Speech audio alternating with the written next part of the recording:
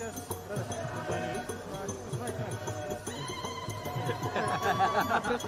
problem, no problem. You check. Hello. Ready.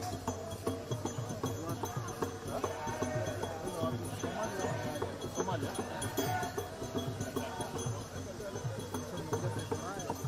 Macam mana?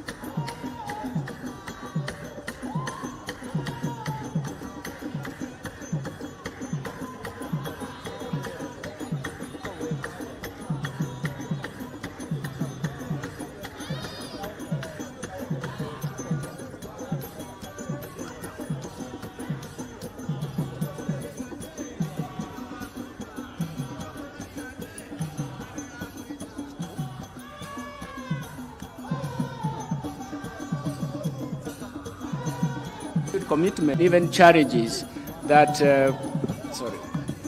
challenges and opportunities that emerge for the Africa today.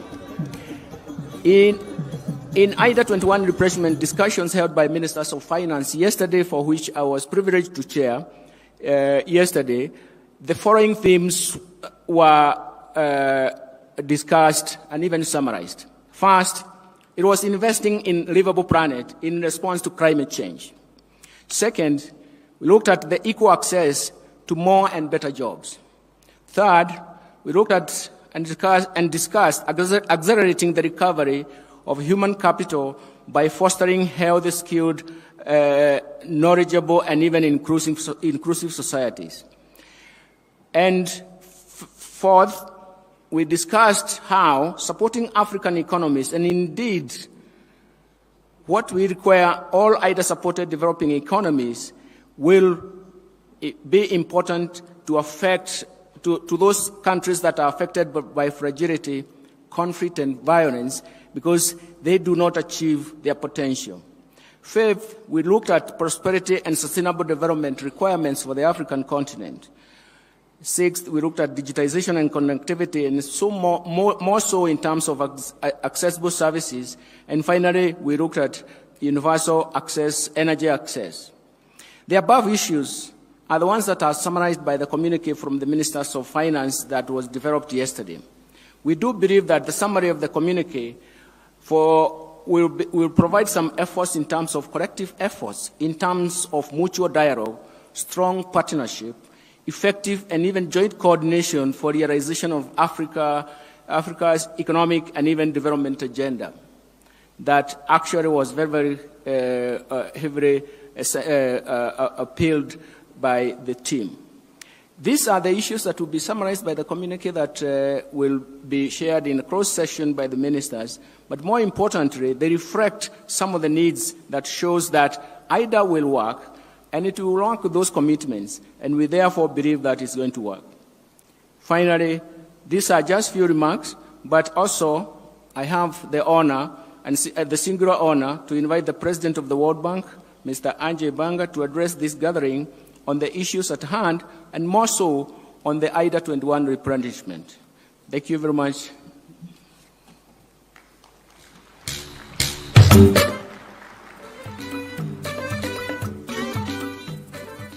And as he's approaching, just to recognize also the presence of His Excellency Andre Rajoelina, President of the Republic of Madagascar. Thank you very much. Thank you very much.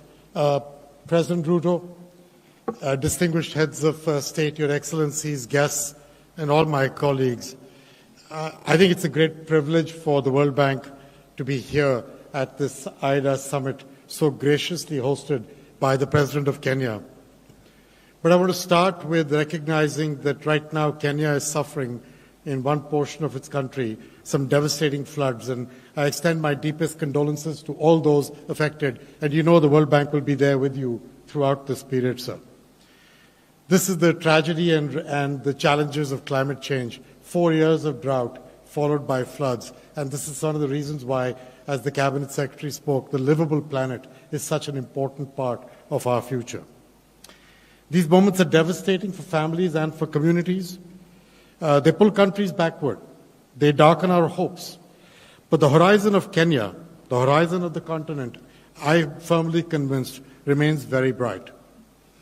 We are here united by a shared vision for the future of Africa, a continent that is rich in diversity, in culture, in potential. It is very easy to feel hopeful when we are together anywhere in Africa. You feel the sun in your face, the wind at your back, the fertile and mineral-rich earth under your feet, and most importantly, you feel the infectious energy of young people. But these are the ingredients that can power the future. They are not new blessings, and over the course of history, this abundance has too often brought profiteering rather than prosperity. Today, we are focused on a brighter future for every country on the continent and the people who call it home.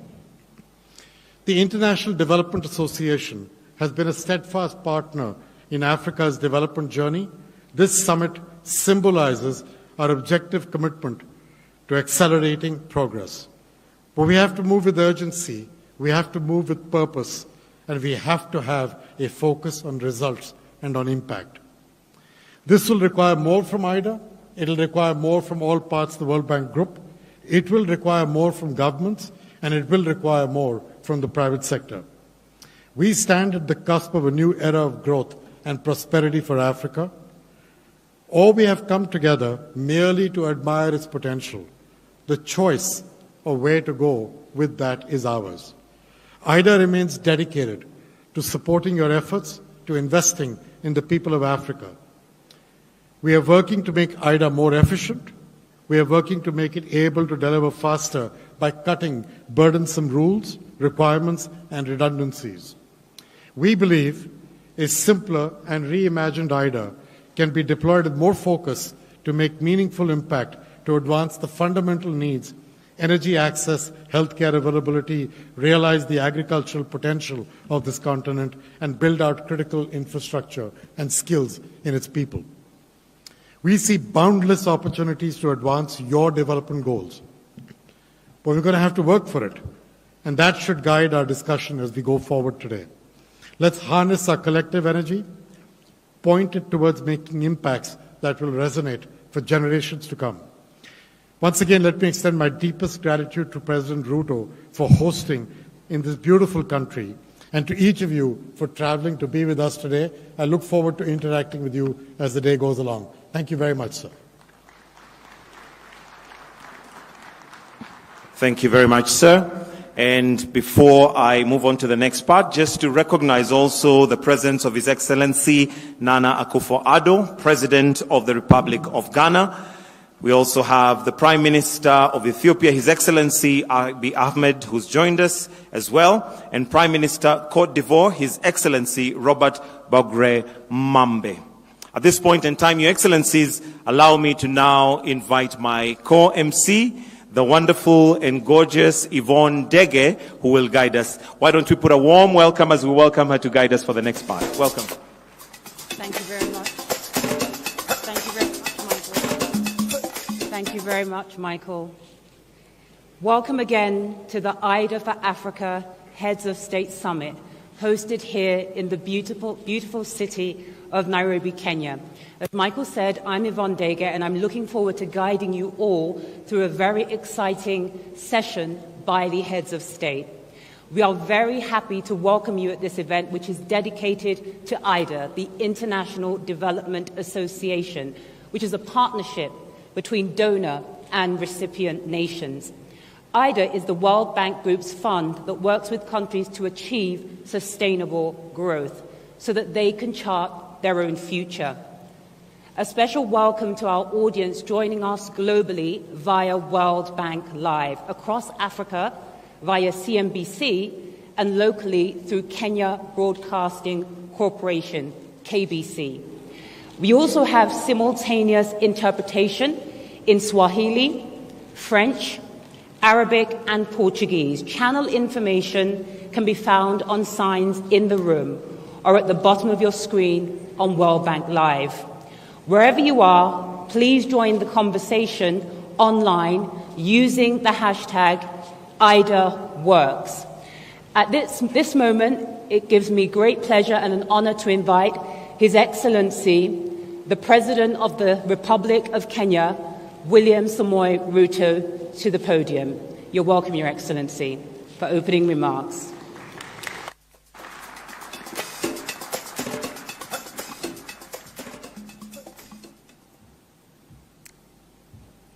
Your Excellency, President Mohamed Ghazani, Chairman of the Africa Union Assembly, Your Excellencies, Heads of State and Government, Your Excellency, my friend, Ajay Banga, the President of the World Bank Group, Excellencies, distinguished ladies and gentlemen, good morning and welcome to Kenya. On behalf of the people and the government of Kenya, I welcome you all to Nairobi for the IDA for Heads of State Summit.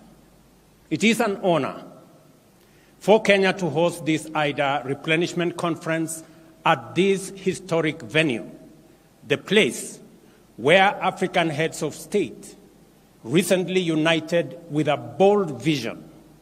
Here, we committed to transforming our continent into a thriving middle-income region, leveraging our unique potential to drive global solutions. Today, we build on that legacy by actualizing our potential to provide those solutions through necessary financing. I extend my deepest gratitude to each of you for joining us at this pivotal summit.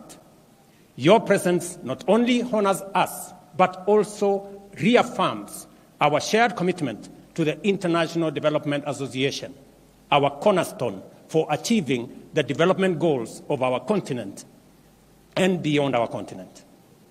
We convene at a critical juncture, facing a convergence of global crises.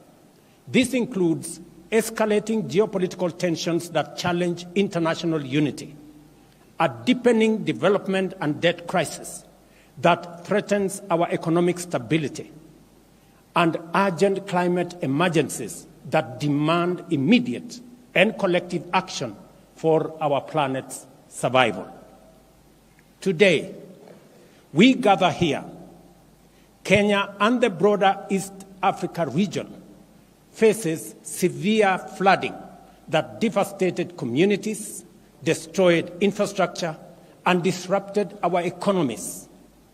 Concurrently, Southern Africa confronts intensifying drought, affecting nations like Malawi, Zambia, and Zimbabwe.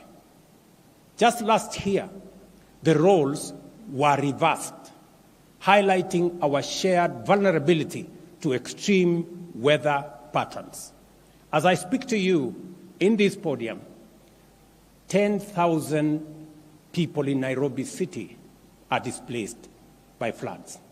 That is the gravity of the situation. Only a year ago, we had a devastating drought on the other end. This new normal demands our immediate and united action to safeguard our collective future. This underscores the critical role of IDA for Africa Summit. As a cornerstone of financing for Africa, IDA has directed 75% of its total commitments, nearly $26 billion, to our continent in the last fiscal year, with African nations comprising 8 of IDA's top 10 borrowers. This support is not just financial. It is a lifeline for our development and also our stability. And your presence, personal presence, my friend Ajay Banga, in this meeting is a demonstration of the centrality of the discussions that will happen in this meeting and your personal commitment to this continent, which we appreciate. IDA stands out for its rapid and decisive action during crisis, distinguishing itself from other funding sources. Its demand-driven programs, combined with concessional loans of 40 to 50 years, empower borrowing nations to pursue sustainable long-term development strategies. And this is what we have been asking for: long-term, concessionary. We now want to discuss in this meeting scale. That is the only aspect that is missing in this configuration. And as Ajay Banka said, 2 things are missing: scale and design.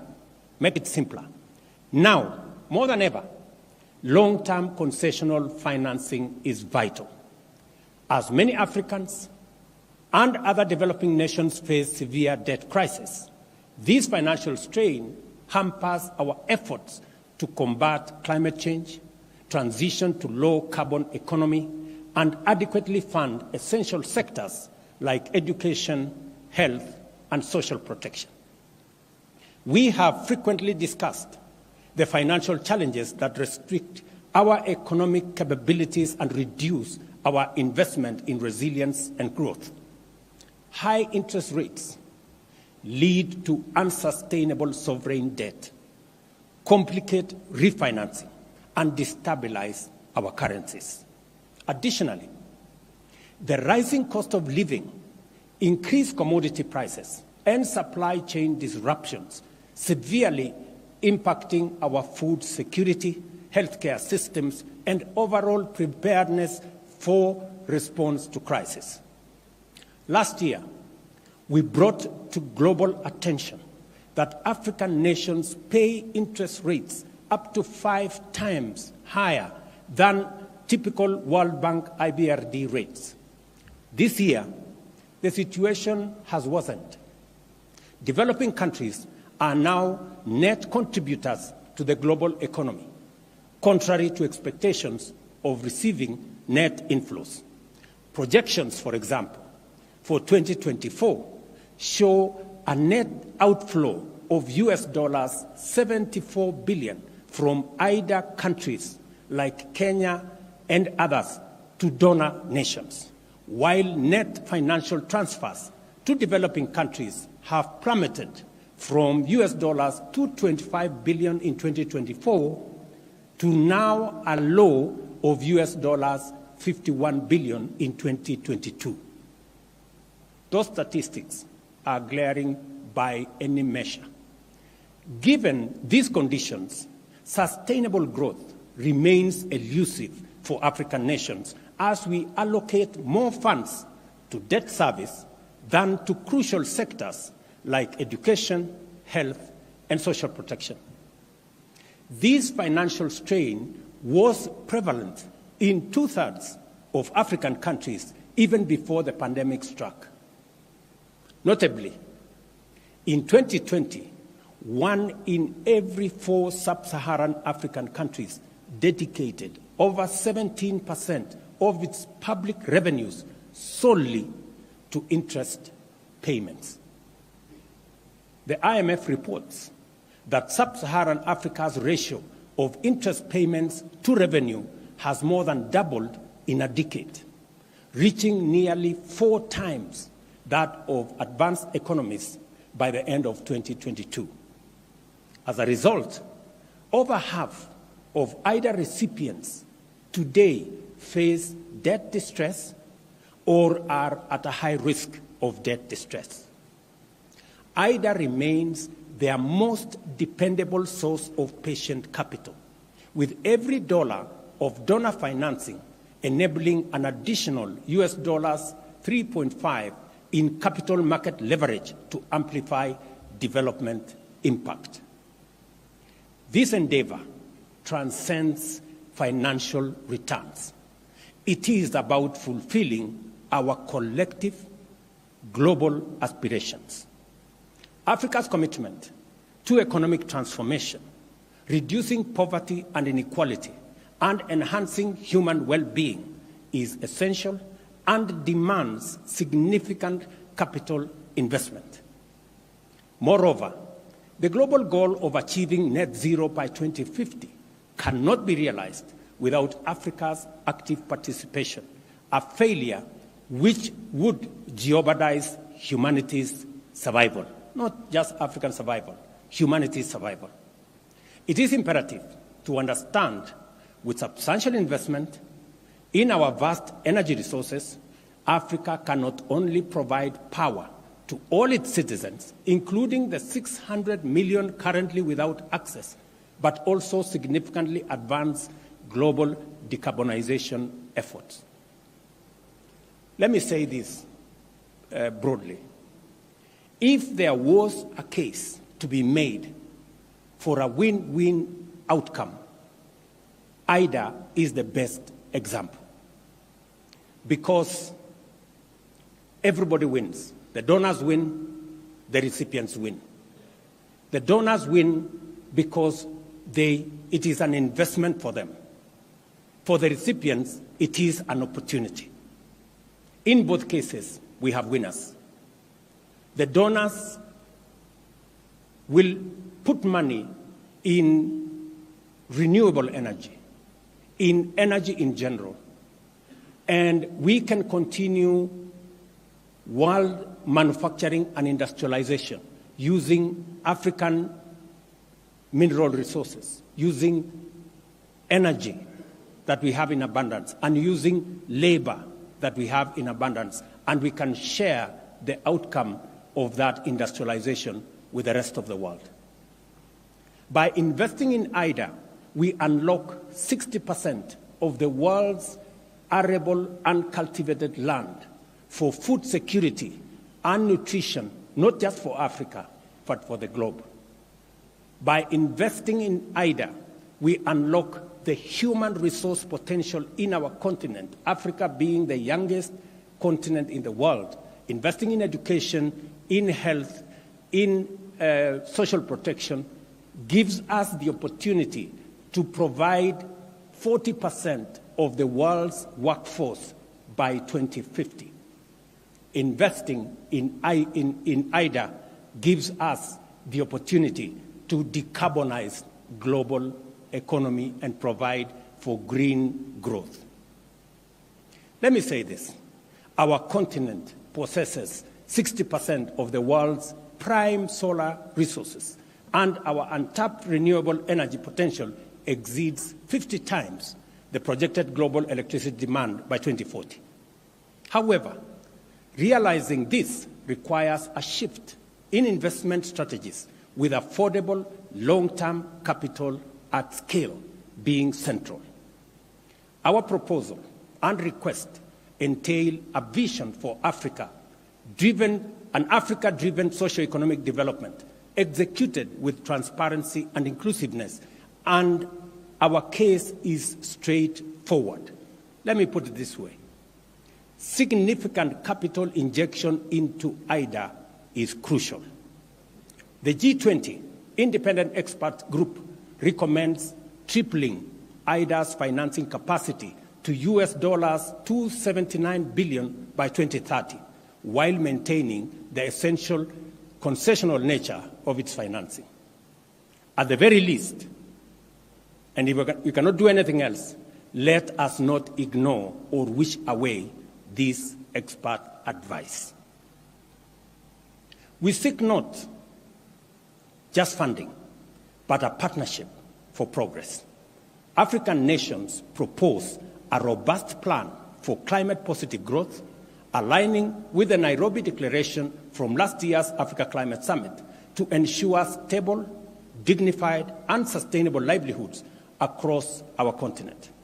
Africa is poised to transform its agriculture, water security, and energy access while creating job opportunities for over 4 million youths entering the job market monthly and expanding our small and medium enterprises as well. Central to these opportunities is our commitment to African-led initiatives. We aim to control our destiny, managing our resources responsibly and sustainably to drive Africa's industrialization agenda using our abundant energy, mineral, and human capital resources. Our commitment to transparency and accountability is in our socio-economic development plans, ensuring the efficient and effective use of IDA is central to our plan. We acknowledge the vital role of diverse stakeholders beyond governments and traditional donors committing to deeper and broader engagement to enrich our development outcomes. We are committed to empower the Africa Union Commission to make it fit for purpose with capacity to engage the rest of the world on behalf of Africa. We are committed to reform the Pan-African Parliament to enhance oversight and accountability over the Commission and establish an African Court of Justice so that we are ready to engage with the rest of the world. Faced with the relentless challenge of climate change and escalating instability, our unity is our strength.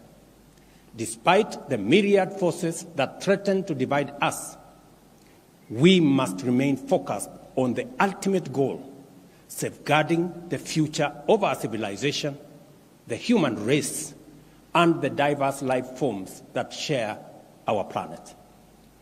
Africa is eager to contribute to the solution. Our continent offers a viable and promising pathway to a future of prosperity for all humanity, harnessing our rich resources and innovative spirit. IDA's efficiency and effectiveness make it a unique force for good. Africa recognizes this, and we don't take it for granted. We are setting an example with our ambitious plan for structural and systemic reforms underpinned by steadfast commitment to tangible results, transparency, and a robust partnership. Given the enormity of the challenge faced by African countries and its global implications as collective emergency, we call on our partners to meet us at this historic moment of solidarity and respond effectively by increasing their IDA contribution from the US dollars 93 billion raised in 2021 to at least US dollars 120 billion in 2024.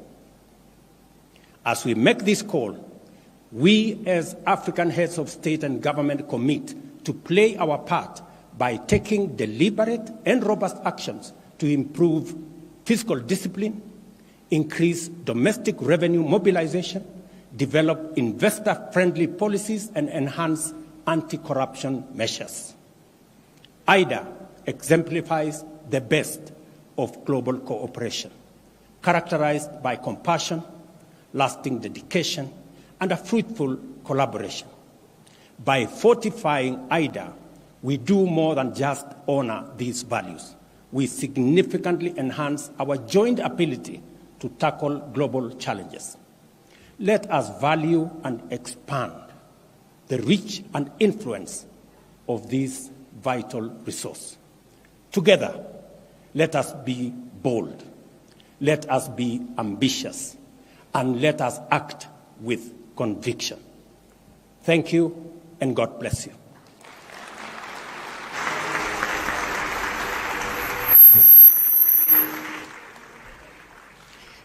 Thank you, Your Excellency, the President of Kenya, for that important keynote address. Thank you very much, Mr. President. This IDA for Africa Heads of State Summit is a critical platform for all heads of state and other leaders from across the continent, together to highlight IDA's impact and to call for a robust 21st replenishment resources in support of transformational development.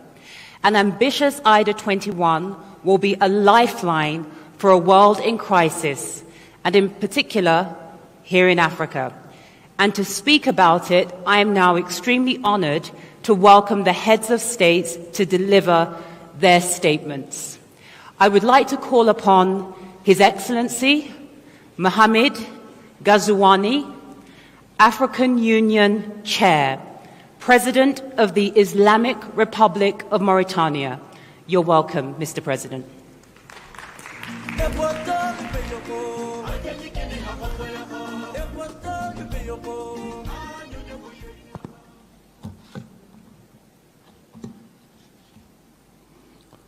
Excellence, Dr. William Samoei Ruto, Président de la République du Kenya, Excellences, Madame et Messieurs les chefs d'État et de gouvernement,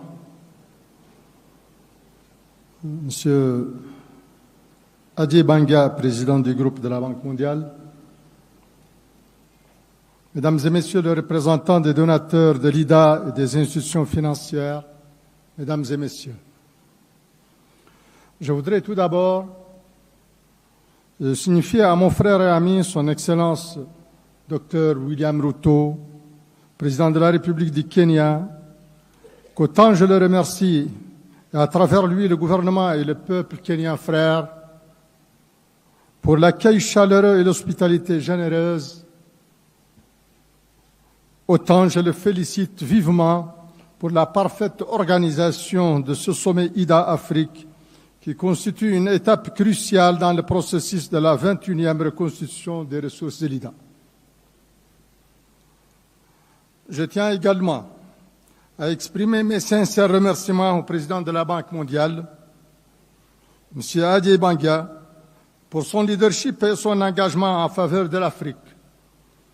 Tout comme je remercie vivement, à mon nom propre et au nom de l'Union africaine, l'ensemble des donateurs et parties prenantes de l'Association internationale de développement pour la générosité et la constance de leur appui. Excellences, Mesdames et Messieurs, cette 21e reconstitution des ressources de l'IDA se tient dans un contexte continental et international particulièrement difficile et fortement marqué par des crises multiformes. Pandémie de la Covid, exacerbation continue des chocs climatiques, crise sécuritaire et politique, terrorisme et conflits armés en Afrique, en Ukraine, au Moyen-Orient et un peu partout ailleurs. Ces crises et conflits, au-delà des tragédies humaines qu'ils drainent dans leur sillage, impactent négativement et profondément l'économie dans le monde et particulièrement en Afrique, par leurs effets induits en termes de perturbation des chaînes d'approvisionnement, d'exacerbation de l'insécurité énergétique et alimentaire. Elles ont ainsi des conséquences massives sur les conditions de vie de centaines de millions de foyers dans des pays à faible revenu, en Afrique et dans le monde, et qui sont les principaux clients de l'IDA. Aussi, l'éradication de la pauvreté et de la faim à l'horizon 2030, qui semblait possible au moment du lancement de l'agenda du développement durable, sont désormais hors de portée pour la plupart des pays africains. De même, l'accès universel à l'eau potable, à l'assainissement et à l'électricité sont également un challenge difficile à relever.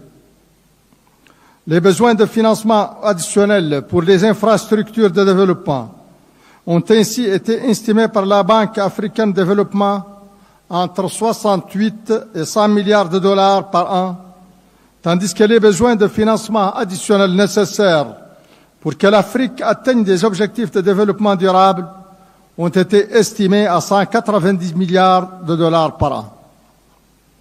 Excellences, Mesdames et Messieurs, ce bref tableau de besoins de financement montre, si besoin est, l'impérieuse nécessité d'une 21e reconstitution ambitieuse et solide des ressources de l'IDA, au moment où plusieurs de nos États font face à des obligations et des contraintes multiples, service de la dette, choc climatique, conflits et afflux de réfugiés. Cependant, à elles seules, les ressources de l'IDA ne suffisent point. Pour financer notre développement, nous aurons besoin de ressources massives et de ressources massives de financement privé et de financement direct étranger. Nous aurons besoin de réduire les coûts de financement du capital à travers un mix approprié de ressources concessionnelles et de financement au coût du marché.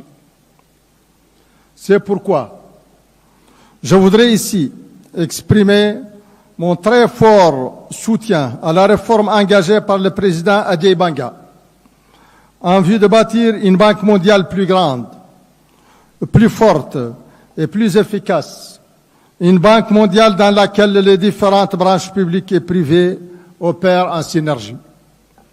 Je tiens également à saluer ces efforts visant à réduire les délais de préparation des projets et à simplifier les procédures d'approbation et de mise en œuvre. Je me félicite enfin de sa collaboration renforcée avec le président de la Banque africaine de développement, mon frère le président Adesina, notamment dans le domaine crucial de l'accès à l'énergie. Et je formule le vœu que cette opération s'étende à d'autres secteurs et inclut d'autres banques multilatérales de développement. Excellences, Mesdames et Messieurs, l'IDA joue un rôle unique dans le financement du développement en Afrique où elle intervient au niveau de 39 pays.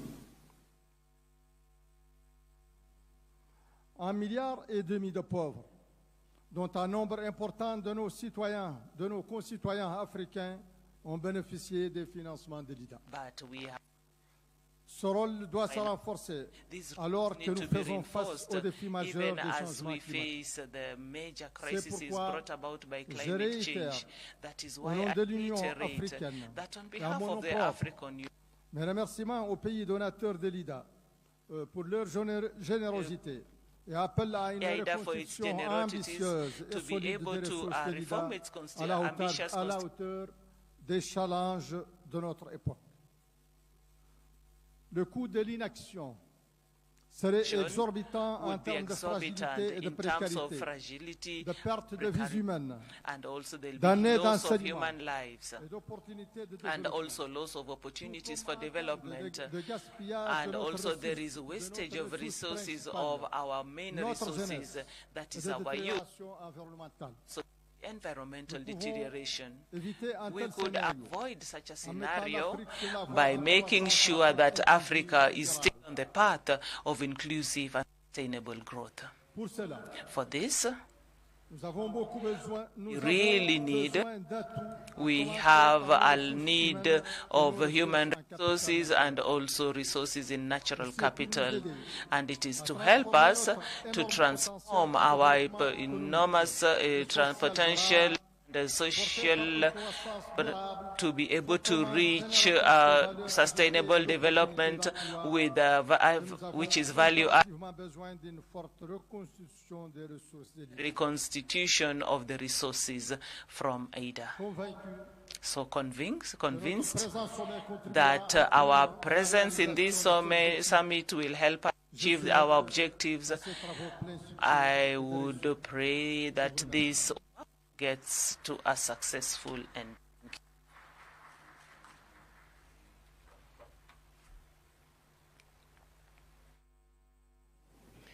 Merci beaucoup, Votre Excellence. Thank you very much, Your Excellency. I would now like to take this opportunity to invite to the stage the Prime Minister of the Republic of Côte d'Ivoire, Robert Bourg-Mambe.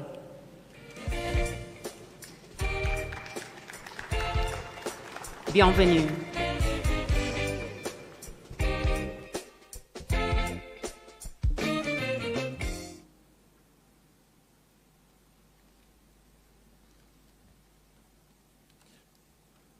Excellence Dr. William Ruto, Président de la République du Kenya, President of the Republic of Kenya. Excellences, Mesdames et Messieurs, Your Excellencies, ladies and gentlemen, heads of state and of government, Monsieur Ajay Banga, Mr. Ajay Banga, President of the World Bank Group, Mesdames et Messieurs les ladies and donateurs, gentlemen, bailleurs de funders, avant tout propos, before je I voudrais begin, vous transmettre I'd like to les chaleureuses share et with fraternelles you salutations the de warm Son Excellence greetings of His Monsieur Alassane Excellencies, Ouattara, Monsieur Alassane Président de la Ouattara, République de Côte the d'Ivoire, President of the Republic of qui, Côte d'Ivoire, empêché, who, m'a demandé due de to le other représenter à reasons, ce sommet asked si me to important represent him at sur this la very important reconstitution des ressources summit de on the l'IDA reconstitution 21. of the IDA Resources Je saisis 21. également I cette also heureuse take this occasion opportunity pour adresser to mes address sincères remerciements my sincere à Son thanks Excellence to Dr. Excellency William Ruto, Dr. William Ruto, Président de la République, the President of the ainsi qu'au Republic, peuple kenyan and also to the people of Kenya for the hospitality qualité de and the l'accueil. quality of the welcome. J'associe à ces I remerciements would le also président to like to de la Banque reinforce mondiale, the thanks Monsieur of the Ajay Banga, to thank the President pour of sa the World Bank, Mr. détermination Ajay à Banga, for réformer his determination notre institution to commune reform our common pour une institution grande efficacité des for interventions better in efficiency in interventions and also accelerate sustainable development in our Comme vous le states. savez, Like cet important sommet it is this important vise à summit renforcer la also mobilisation des strategizes to ressources de mobilize l'État resources pour les 3 either prochaines années. for the 3 coming En effet, years. So les gouvernements des pays à the faible governments of the low-income aujourd'hui countries need faire today face à des défis to also, majeurs they are faced by et de plus en plus major importants obstacles that are dans becoming un bigger and environnement bigger de in ressources an environment where ce the qui resources concerne are la Côte limited.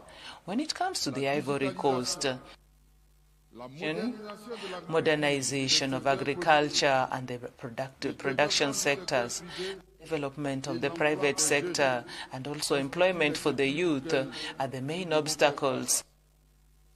Par ailleurs, avec les menaces sécuritaires au With the Sahel, security problems in the Sahel, the Ivory Coast has a high growing number of refugees and also who are more than in their millions today, who are also pressure on social services and also need a lot of government interventions. So we are calling upon IDA and to my country needs a lot of support from the World Bank to be able to be more resilient.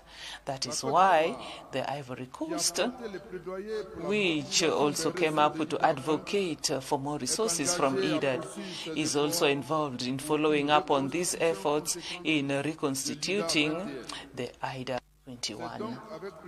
So it is with pleasure that my country, from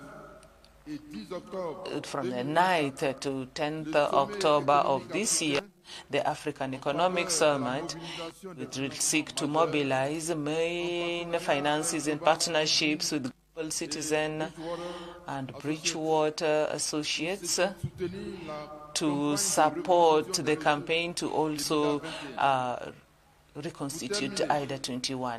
And I'd like to also send an appeal to our funders and also to the World Group and its partners that they mobilize resources, IDA resources, to help governments to face the problems that are becoming more and more bigger and more complex. Ivory Coast supports all the efforts of the World Bank and its partners. I thank you all for your attention.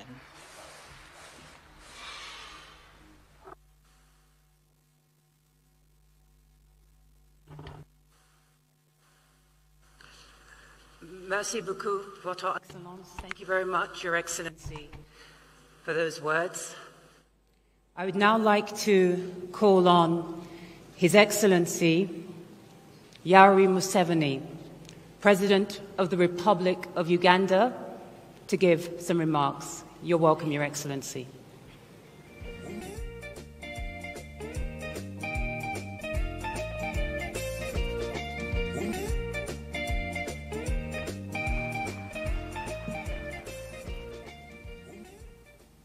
His Excellency William Ruto, the President of the Republic of Kenya, the Chairperson of the African Union, President of Mauritania, and their Excellencies, the heads of state and government. This is a topic I can speak on for the whole day. I'm therefore glad we have had this meeting where the presidents of Africa meet with some of the Western leaders. The crisis which is in Africa today is because of philosophical, ideological, strategic, economic mistakes, which we have been talking about, ideological, strategic, economic mistakes, which we have been talking about. This is not an accident. In many of the African countries, the collapse of states, we predicted this in the 1960s. Philosophical, ideological, strategic mistakes. I don't have time to amplify each one. But I was very happy to hear the President of the World Bank talking about prosperity instead of profiteering. These were his own words. That's what I picked. This has been the problem. Aid has been for profiteering. This has been the problem. Now, the World Bank people and other groups have been talking of sustainable development. Even in your documents, I have seen those words there. Sustainable development. I am now going to be 80 years old. I have never seen sustainable pregnancy.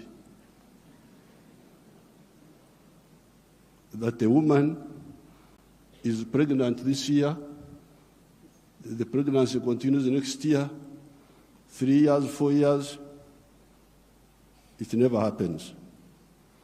In life, pregnancy develops sustainably within the womb of the woman. Quantitatively, the baby is growing bigger and bigger. But at some stage, quantitative growth must be transformed into qualitative change. The pregnancy must become a baby. If the pregnancy remains pregnancy, the fetus will die. So therefore, I would even ask you to change those words in your documents. Africa does not need sustainable what? You could call it sustainable underdevelopment.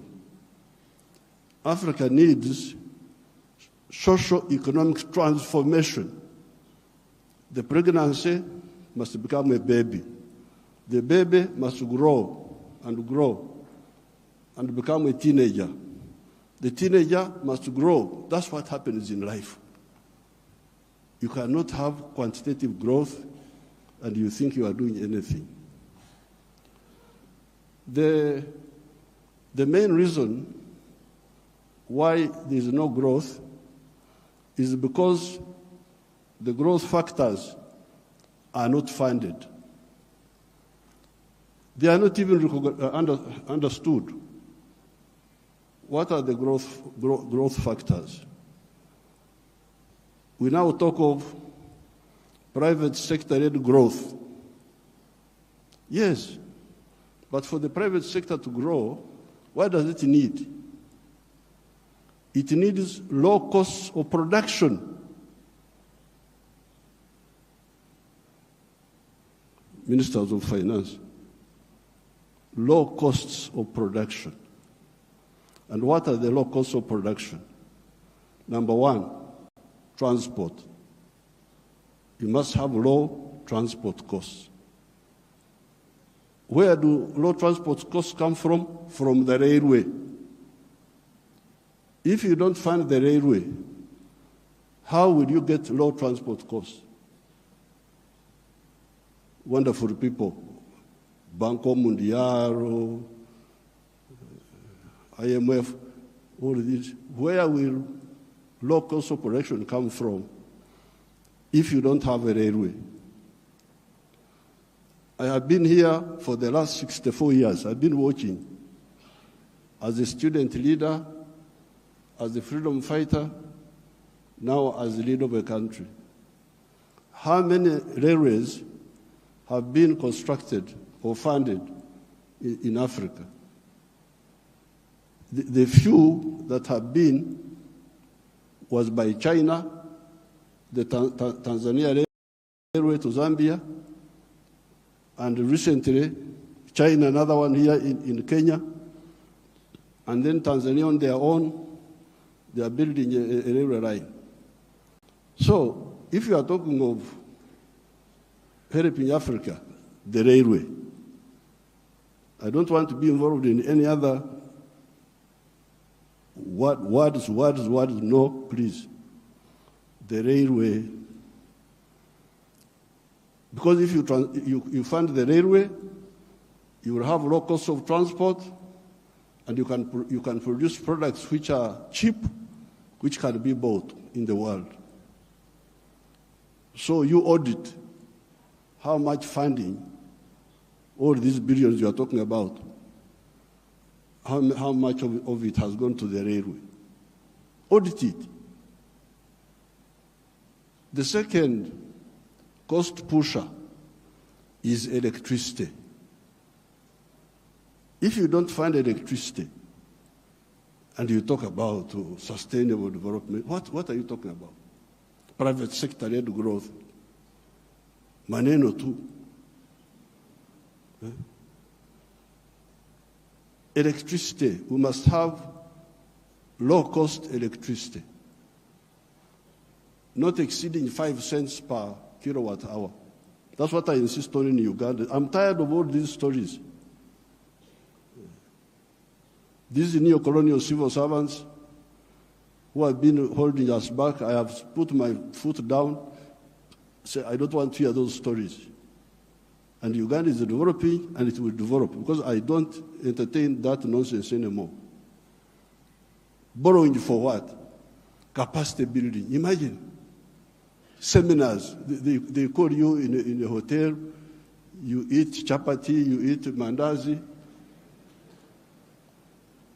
They say that is capacity building. Capacity building should be on the ground, not just seminars. So, the second point, Excellency, is electricity. The third one, those people who talk about private sector-led growth. I have been trying to borrow money for our UDB, Uganda Development Bank, a bank which funds manufacturers. No, I don't get support for that. Instead, they want me to go, my people to go to commercial banks. But commercial banks cannot give, no, those commercial banks are to encourage imports.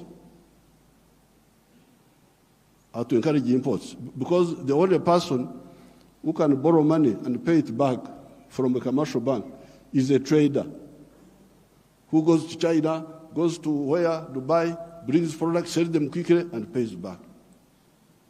So, if you are serious, I needed to hear about the low-cost funding for manufacturing. Not for stories, not for what, no, manufacturing.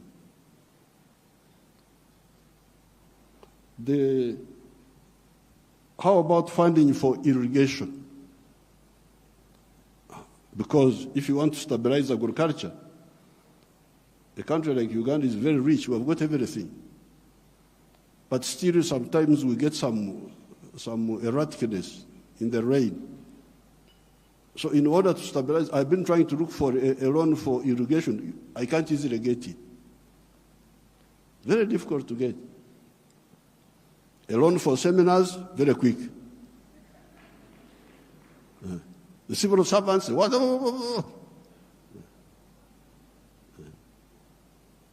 But a loan for irrigation, you don't see. Now, finally, the loan for, I don't know the situation in other African countries, and I don't have time to talk for a long, I don't have opportunity to talk for long. But Uganda is a very rich country. But one of the problems we were having was that our people were outside the money economy. They were in what they call subsistence sector.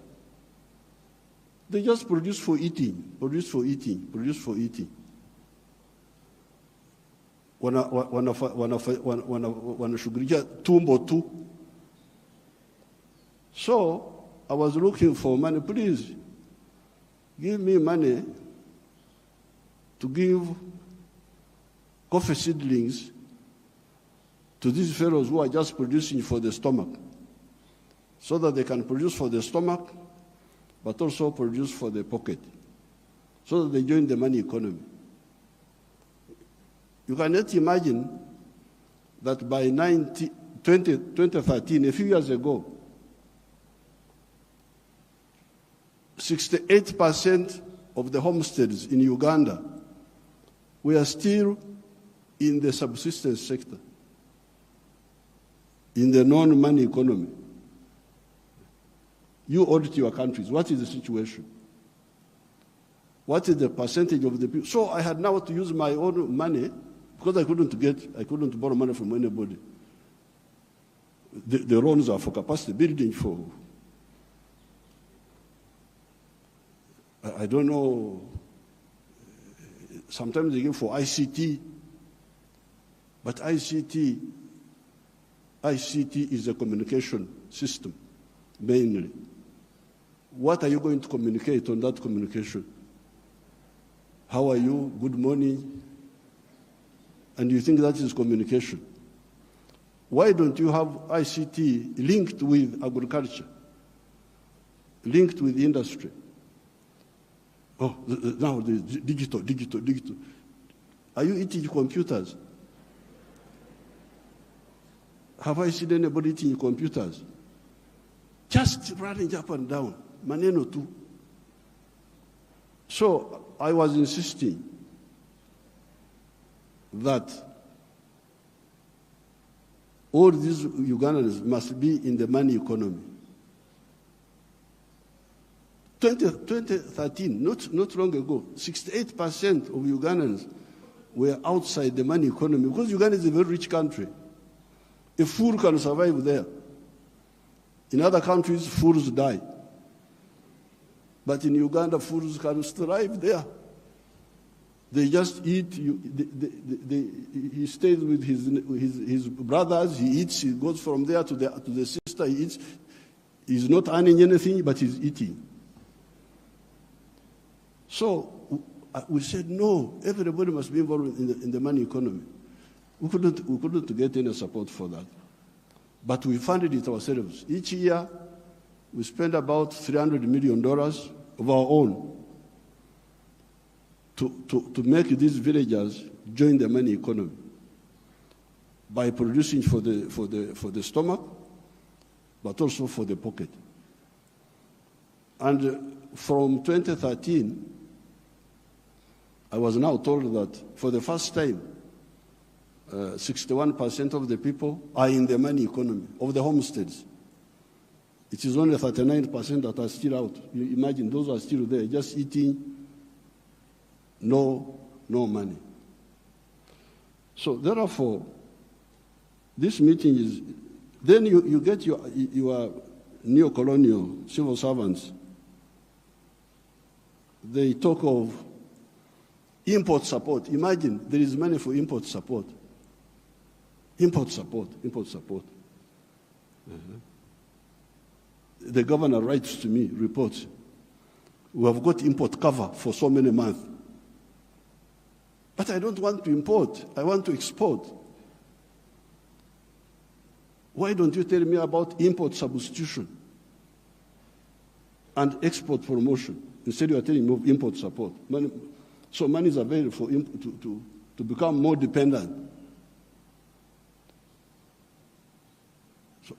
So I'm very glad to hear what now finally the cash which we told our people about in the 1960s, we told them part of the wars we fought in Uganda were to get rid of the neo-colonial groups which were there, which were stopping us from thinking. We had to get rid of them by force. But one of the problems was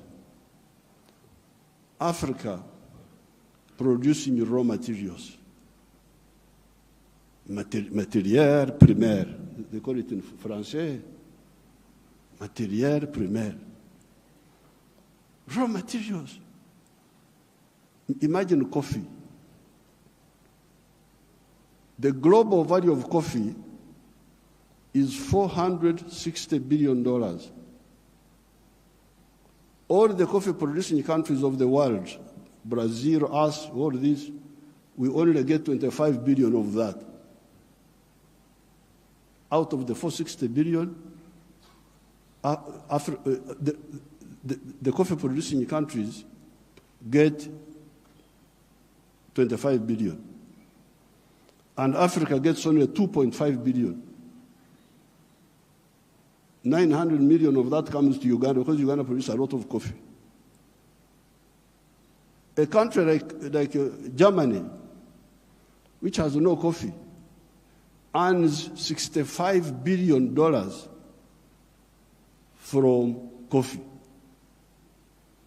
So, this I sell a kilo of coffee, good grade coffee, $2.5. Somebody in London will get $241 from that 1 kilo. Okay, there are other costs on the way. I don't want to, because he's the owner of a restaurant and so on. But coffee roasting, coffee grinding, coffee packing must happen here in Africa. It must happen at source. The shirt I'm putting on is Ugandan cotton. I don't put on foreign clothes.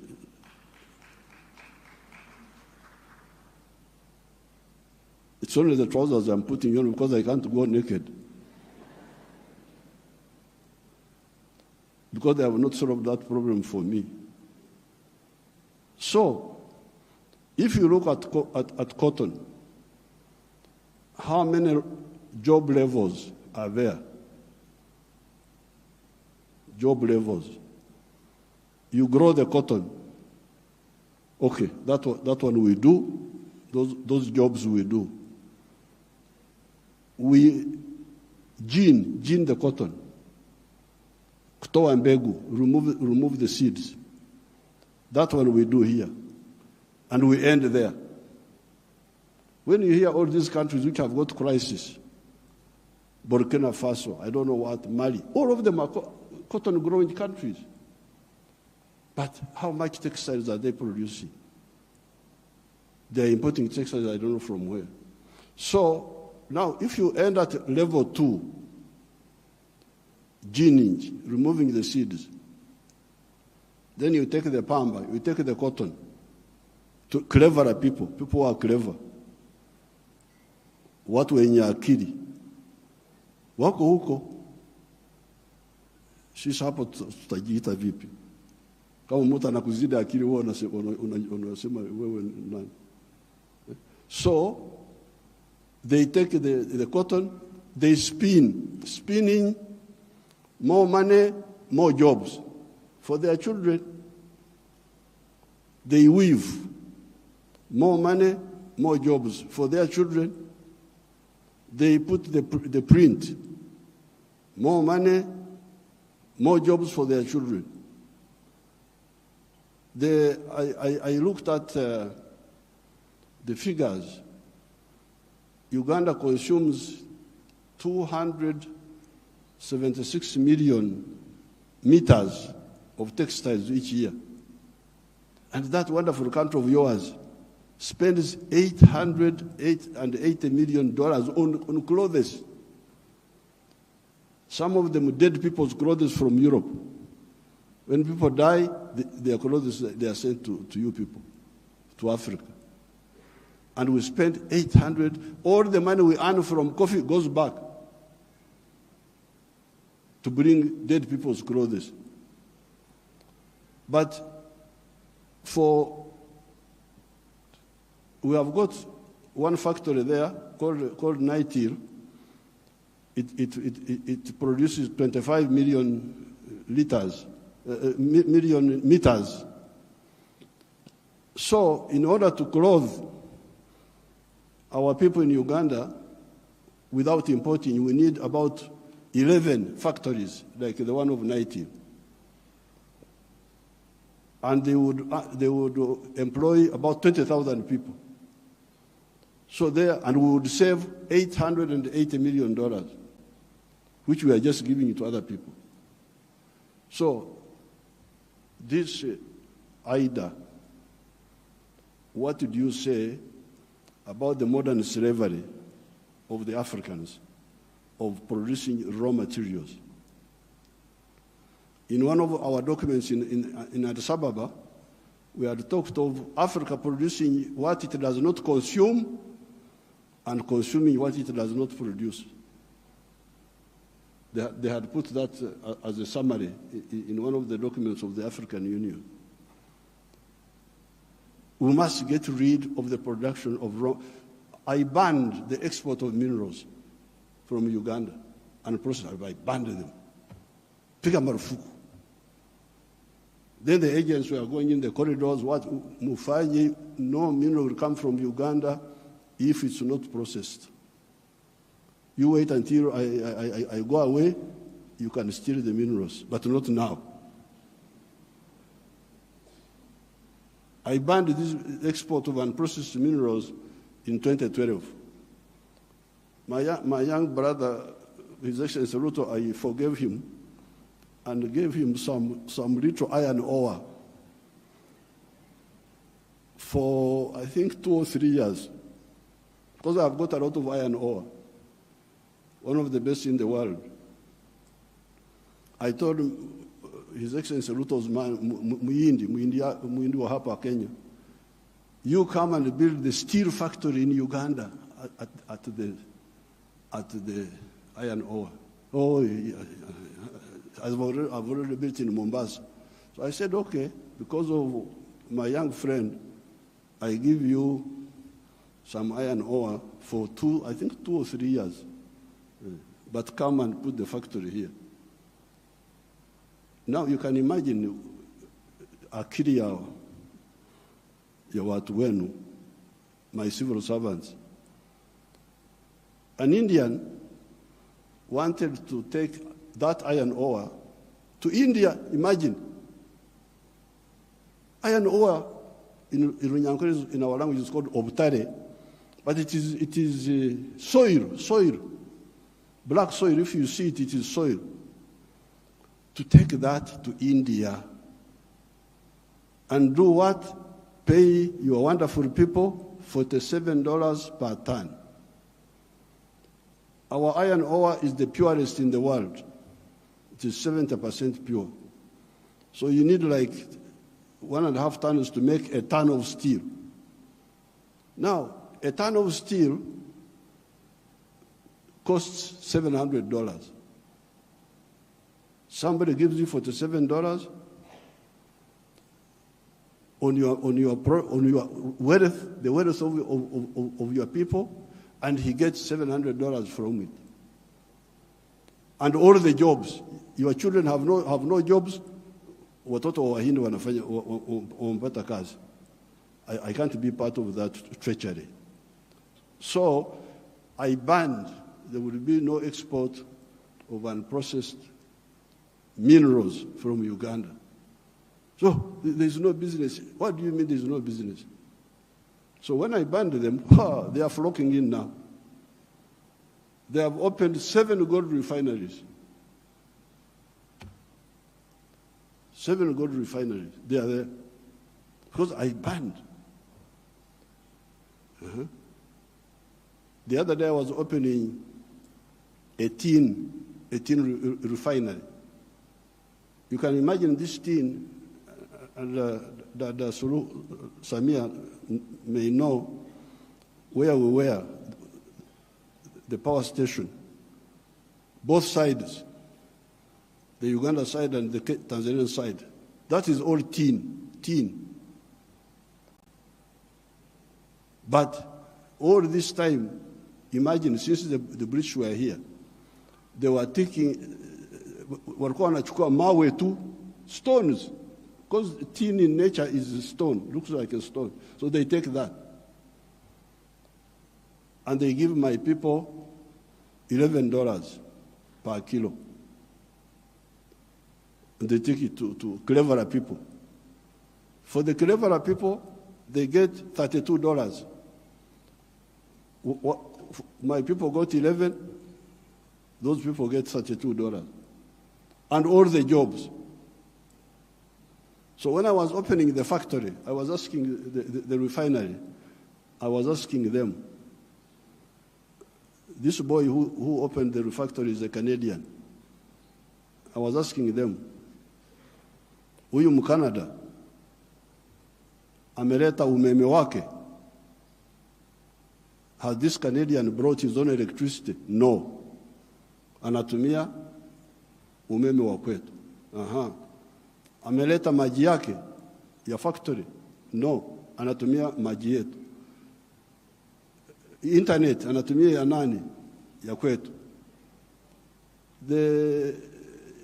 So, out of the $32, much of that money will remain in Uganda.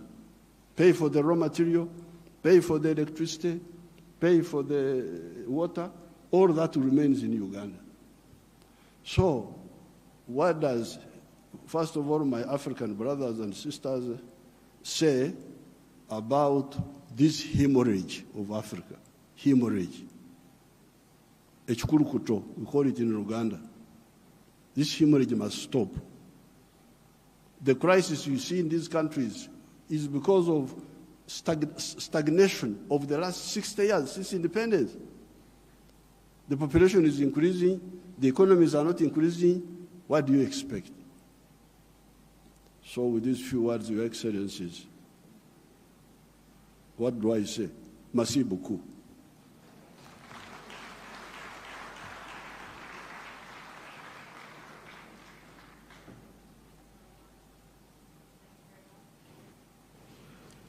Thank you very much, Your Excellency, President Yoweri Museveni. May I call upon His Excellency, Professor Faustin Archange Touadéra, President of the Central African Republic, to please come and give some remarks. Bienvenue.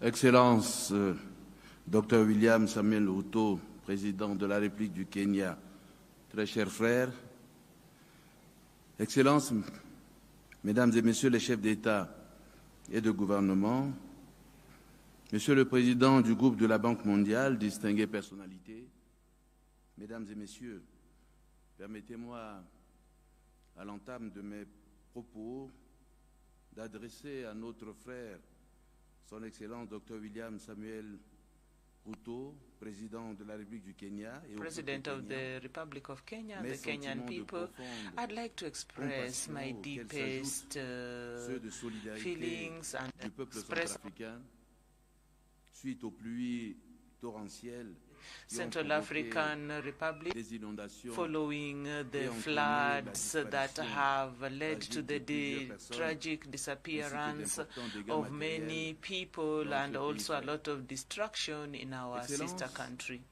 Your Excellencies, ladies and gentlemen, I take to the stage now, representing my country, the Central African Republic. This occasion of this summit or Heads of State Summit, Summit of the Heads of State and Government in the ambitious reconstitution of resources of the IDA21 for Africa. Allow me to also express our deep gratitude towards my dad, Dr. William Samoei Ruto, and the Kenyan people for the organization, the successful organization of this summit, and also the welcome, the brotherly welcome, very warm, which we have known since our arrival in this really dynamic town of Nairobi. I'd also like to thank Ajay Banga, the President of the World Bank Group, for his full participation in this very important summit, for his leadership, and also on reconstitution of resources, IDA21. It is also the moment to express my gratitude to the World Bank for the multifaceted approach that we have been given. I'd also like to thank the entire group of funders in IDA, because it is thanks to their contribution this institution has the necessary to help the most poor countries on this planet to be able to move to some place. So also the African Union, that it is in Africa that we also find a number of natural resources and strategic minerals, and we find that some of these countries are some of the most impoverished of these countries. And the Central African Republic has had a feeling of this level of poverty that we are talking about in this IDA21. So we talk about 0.8 percentage growth, which means that a child who was born before the pandemic will only realize 28% of his potential if he has received any education and other services. In 2021, about a larger percentage had achieved basic sanitation, but we also had 80% who had no access to electricity or internet. 2017, according to the United Nations. So in April of 2024, so 40% of Central Africans would not eat a food. So we are told that there are millions of people, that is about 46% of the population, are living in extreme vulnerability in this 2024, and which needs urgent humanitarian action.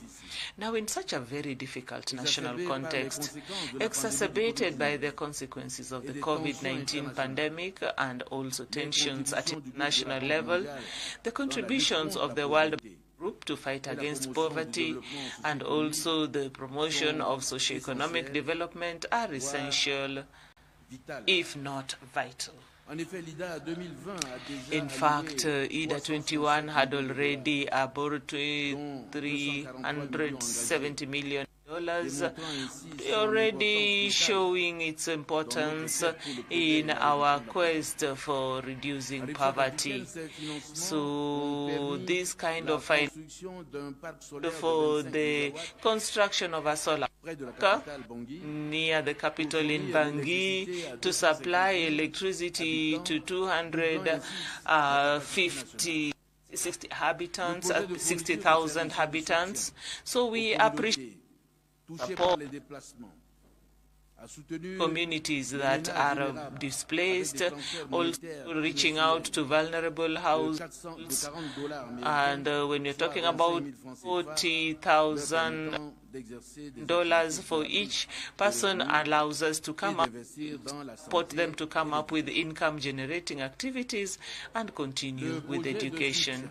The project, the support project, and the health sector allowed us to open clinics that are open to millions or 1 million people, with about 362,000 prenatal visits, and where people can also receive psychosocial support, especially where there has been gender-based violence in the districts, that also reached 292,000.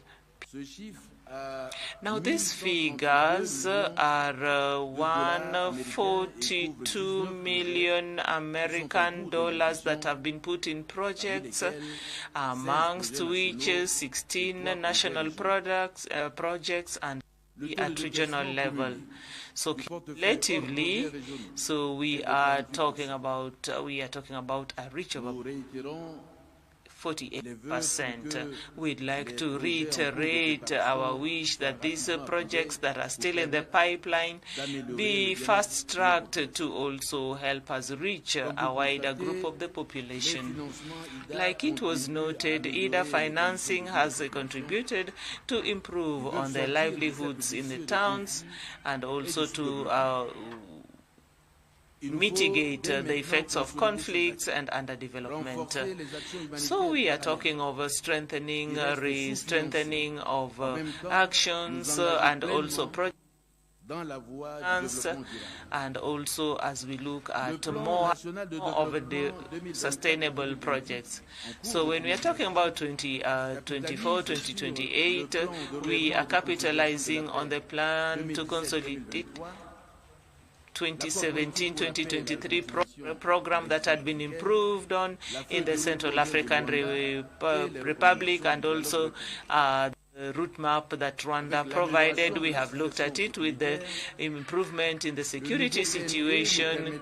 The new program allows us to move from humanitarian actions to development and also accelerate the economic growth, reduce poverty, and also improve on the well-being of our population, which is young. Our vision, as we look at 2028, is to construct We have a prosperous Central African Republic which has quality human capital that is resilient and also sustainable, and where to have projects that are sustained, that inclusive and are open to governance. So IDA21 to us looks like an historic opportunity for our growth and our development. In order to make use of the potential opportunities that could open up and also the implementation of the PND, our priorities consist of investing in human capacity and also put up roads, digitalization, and also intelligence, and also other projects that also take into account climate changes and also reduce the et la révolution énergétique. Ceci en retour peut contribuer à relever un grand nombre de défis auxquels mon pays est confronté.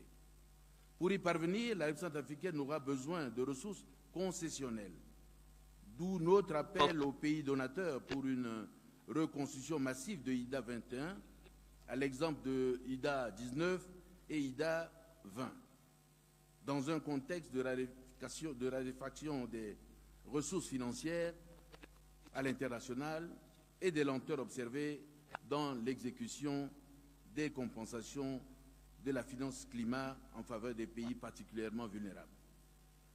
Je saisis donc cette occasion pour saluer la simplification des procédures de l'IDA, qui vise à rendre les options de financement plus simples, plus accessibles et plus rapides, afin d'avoir un meilleur impact à plus grande échelle et à plus grande vitesse. At a greater speed. I'd like to end and reminding us that IDA is a partnership between donor pays and the recipient countries, and help the receiving states to be able to have sustainable growth as they look at having a more prosperous future. It is the wish that I would have for my country and for other countries that are also benefiting from IDA who are represented here. So we are looking at our level of indebtedness and the conditions of the capital markets.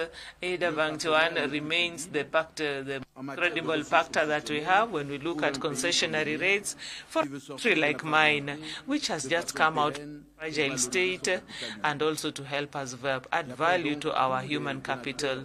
I'd like to ask all the traditional funders and also the potential new funders to also make themselves useful, and you contribute massively to the 21st reconstitution of resources of the International Development Association, IDA21, to have a more equitable and just country. Thank you.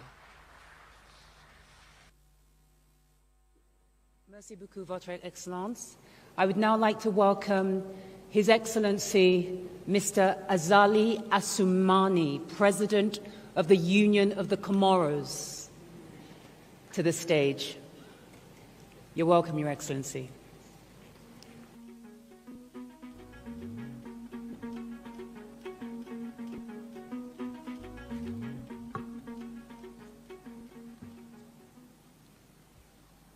Excellence, Monsieur le Président Ruto, que j'appelle Ahmad Abako, un cher frère. Ahmad Abako, a dear brother.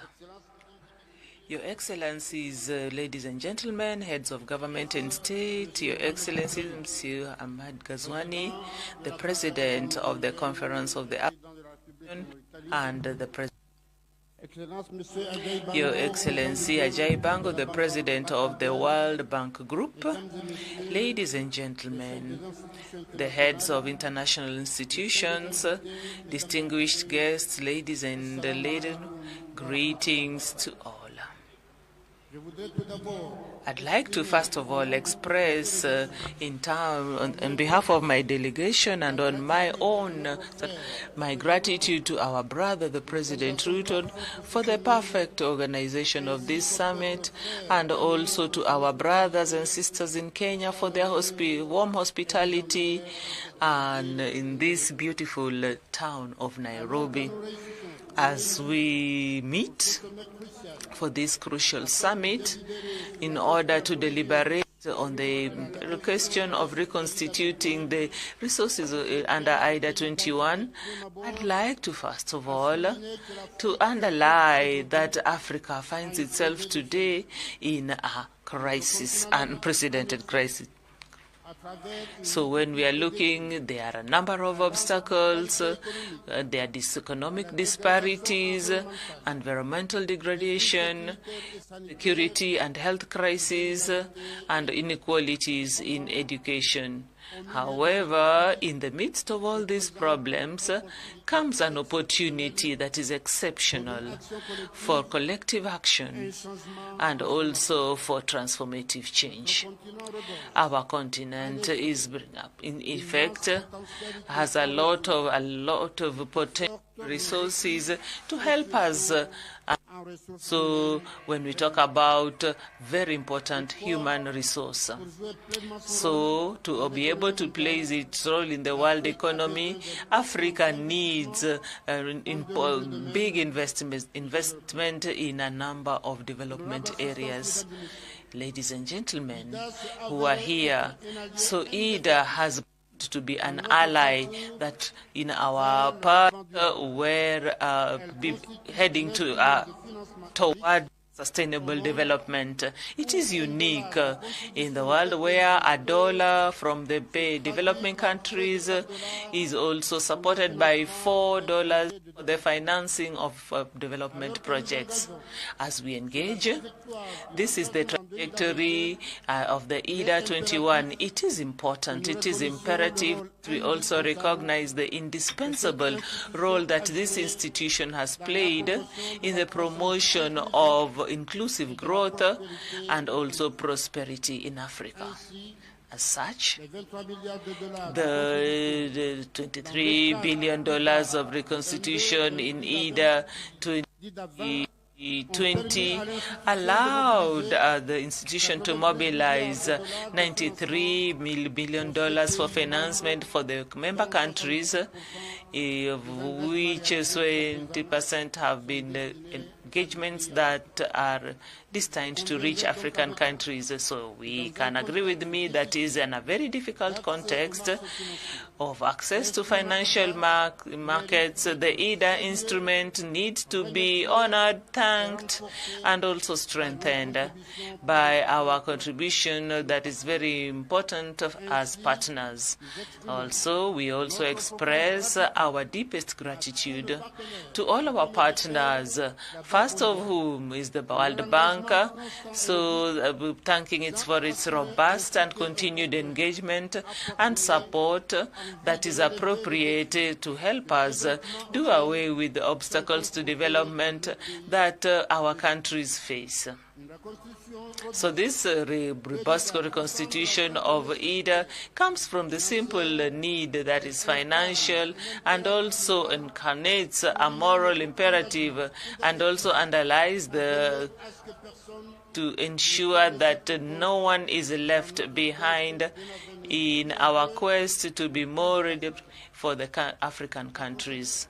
As such, and IDA 21, that's ambitious, should give priority to efforts to invest in development areas such as agriculture, energy, infrastructure, and the climatic adaptation before supporting creation of work, of quality workforce of young people and underprivileged groups. So this would be From IDA18, we have been able to get substantial concessionary funds going to the private sector that to help people get out of poverty by creating sustainable employment, economic transformation, and mobilizing resources at national level. Since its creation, so $4 billion of funds have allowed more than $20 billion of investment to the private sector, supported in 47 countries. This has also favored the introduction of new financial resources for development in the eligible countries, also helping to reduce in the domains of that the private sector has chosen to invest in. So I'd like to support this partnership with LEADER for having responded to us and to come up with a very strong and ambitious reconstitution of the IDA21, and that the resources are also meet the aspirations, the collective African aspiration. And in addition to the contributions of our partners, we cannot underestimate the transformative power of technology and cooperation and regional cooperation. So when towards the realization of this SDGs for our economies, allow me also to underline the importance of accepting the IDA21 with as a task that we take with determination, conscious of the importance, responsibility that we have in common. So we need to come to also support this resolution as we look forward to a better future for Africa, because it is only when we have access to this that we can also achieve the Africa that we all dream about collectively. Your Excellencies, ladies and gentlemen, I wish to underline the situation that island states such as Comoros are facing. So we would also have to have a plan that also takes into the effects of change, like tsunamis, cyclones, and also floods. The situation is very alarming. So this needs a particular attention from our partners, our development partners like IDA. So as such, my country is advocating that IDA should come to look at the specific problems that island states that face as vulnerable states. They are very fragile, and also they are also touched in the environmental sector. They face a lot of food insecurity. They also have external shocks of all natures, and also this means that are dealing with very specific objectives that would help us adapt to climate change. And as such, I would like, ladies and gentlemen, to conclude my proposal by a African proverb when we say that we do not handle things singularly. So if we come together to face these obstacles, I would wish us all success in our work, and I thank you all. Merci beaucoup. If I please may invite the President of the Republic of Ghana, His Excellency Nana Akufo-Addo. Your Excellency, if you could use the podium. Your Excellency, if you could use this podium. Thank you very much.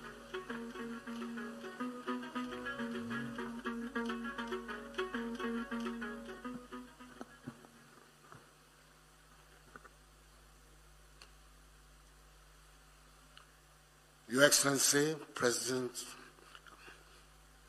of the Republic of Kenya, William Ruto, Your Excellency Mohamed Ghazouani, Chair of the African Union and President of the Islamic Republic of Mauritania, Excellencies, Heads of State and Government, the President of the World Bank, Mr. J. Banga, ladies and gentlemen, I thank the dynamic President of the Republic of Kenya His Excellency William Ruto, for the invitation to speak at the summit of the International Development Association, IDA, and for the hospitality of the Kenyan government.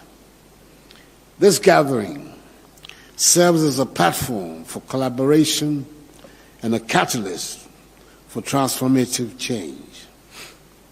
As we convene here, we're tasked with a great responsibility to articulate the case for an ambitious and robust 21st replenishment of the IDA, one that will pave the way for sustainable development and prosperity, not only for the African continent, but also for all nations in need.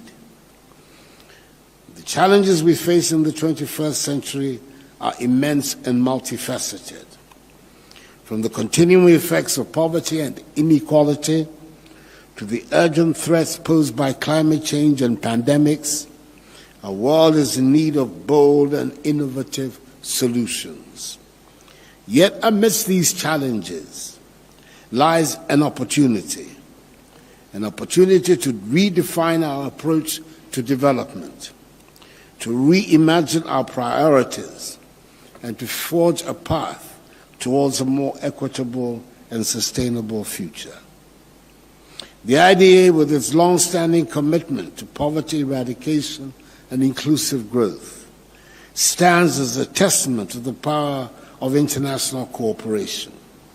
Over the years, it has played a pivotal role in lifting millions out of poverty, expanding access to education and healthcare, and building resilient communities. However, as we look ahead, we must acknowledge that our work is very far from finished. Millions still live in poverty. Millions still lack access to basic services.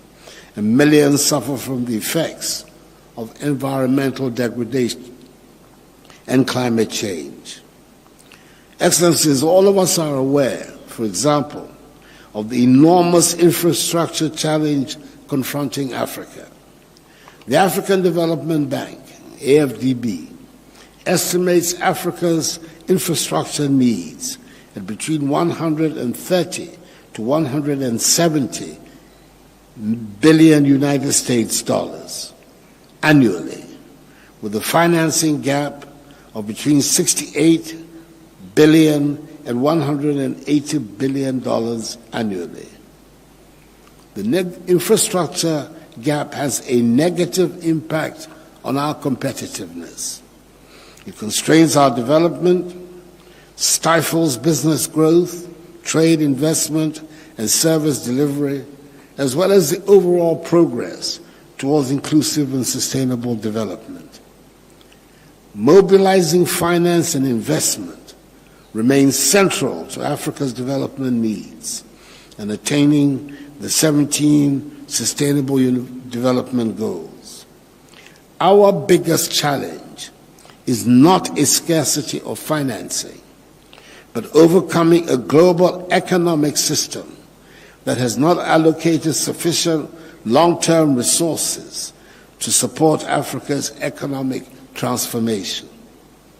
That is why boosting the resources of the IDA, whose ability to generate concessional financing represents an effective way to respond to the obstacles that African countries encounter in the present global system, is so critical for the prospects of Africa's development.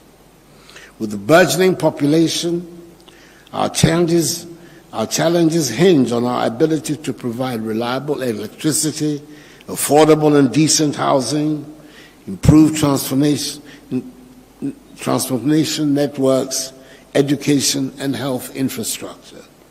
Without this, we would be staring down again the possibility of a lost decade characterized by suboptimal GDP growth. Excellencies, more than half of African countries are debt distressed.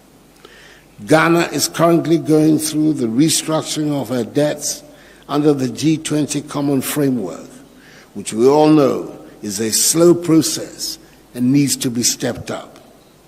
At the same time, we're suffering from the increasing effects of climate change and the devastations caused by COVID-19 and other adverse global developments. Doubling IDA to provide more concessional facilities to our countries is of utmost importance to help us cope with these challenges. The intersection between climate and debt makes imperative the need to reform the global financial architecture in a way that delivers more resources to our countries to help address the current polycrises affecting our development and that of future generations. Therefore, the time has come for us to redouble our efforts, to recommit ourselves to the principles of solidarity and shared responsibility, and to unlock the full potential of the IDA. This replenishment presents us with a unique opportunity to mobilize resources, to leverage partnerships, and to scale up our impact. It is a chance to invest in the future, in education, in healthcare, in infrastructure, and in the resilience of our communities. But let us be clear, this is not just about funding. This is about vision, about leadership, and about political will. It is about recognizing that development cannot be achieved through aid, but requires a comprehensive approach that addresses the root causes of poverty and inequality. It is about empowering communities, building capacity, and fostering innovation.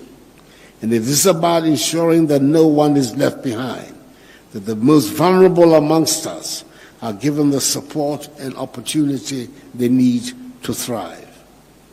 In conclusion, I want to state that the task before us is daunting, but the stakes are too high for us to falter.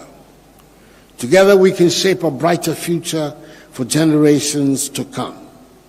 Together we can build a world where every child has the opportunity to fulfill his or her potential, where every family can live in dignity and security, and where every nation can achieve sustainable development.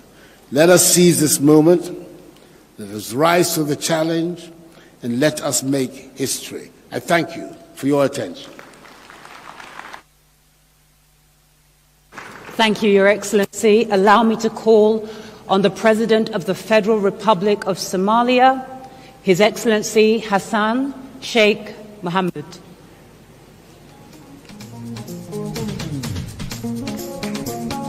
Thank you, Your Excellency.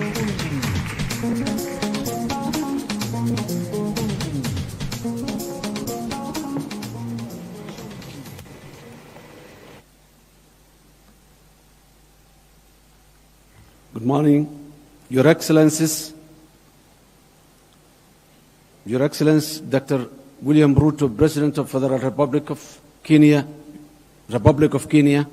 His Excellency Mohammed Ghazouani, the President of the Islamic Republic of Mauritania and the Chairperson of African Union, Your Excellencies, fellow African leaders and heads of states, His Excellency, Your Excellency Mr. J. Banga, the President of the World Bank, Excellencies, ladies and gentlemen. As an opening, it is an honor and privilege to participate in this great occasion of the discussion of the African leaders on the future of financing of our common development agenda with the President of the World Bank, his senior leadership team and donors.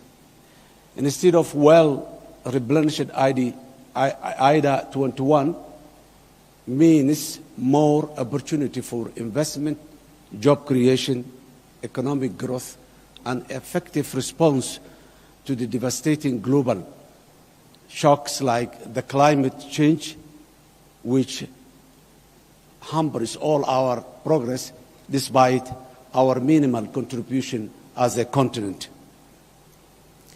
Essentially, in this age of increasing global uncertainty, socio-economic, political, and security risks like the Red Sea crisis, as well as the enormous development financing need, we must ensure IDA21 becomes the main vehicle to support sustainable development. Without this, almost all developing low-income nations will struggle to deliver progressive changes from the offset.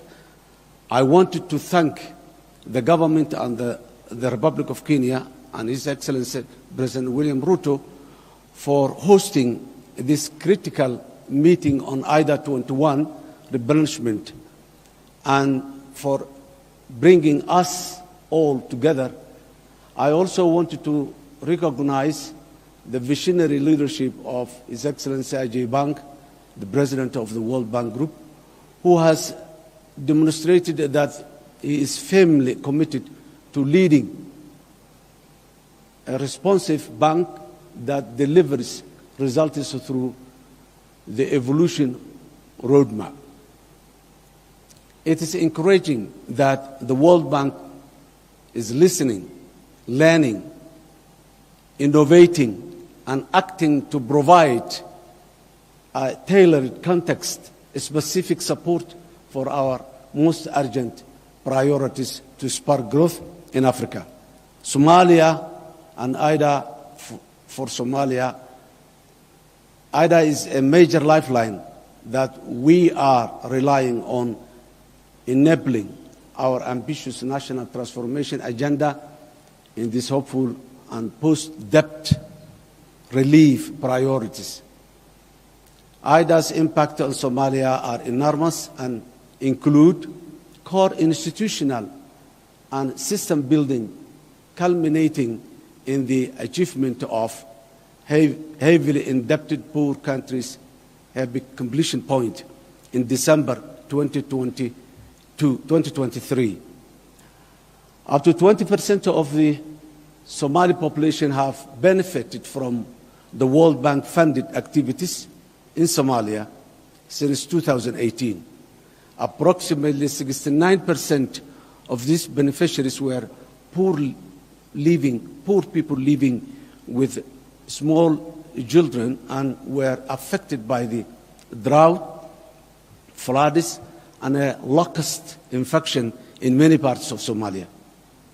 Support to the rehabilitation of access roads and climate resistance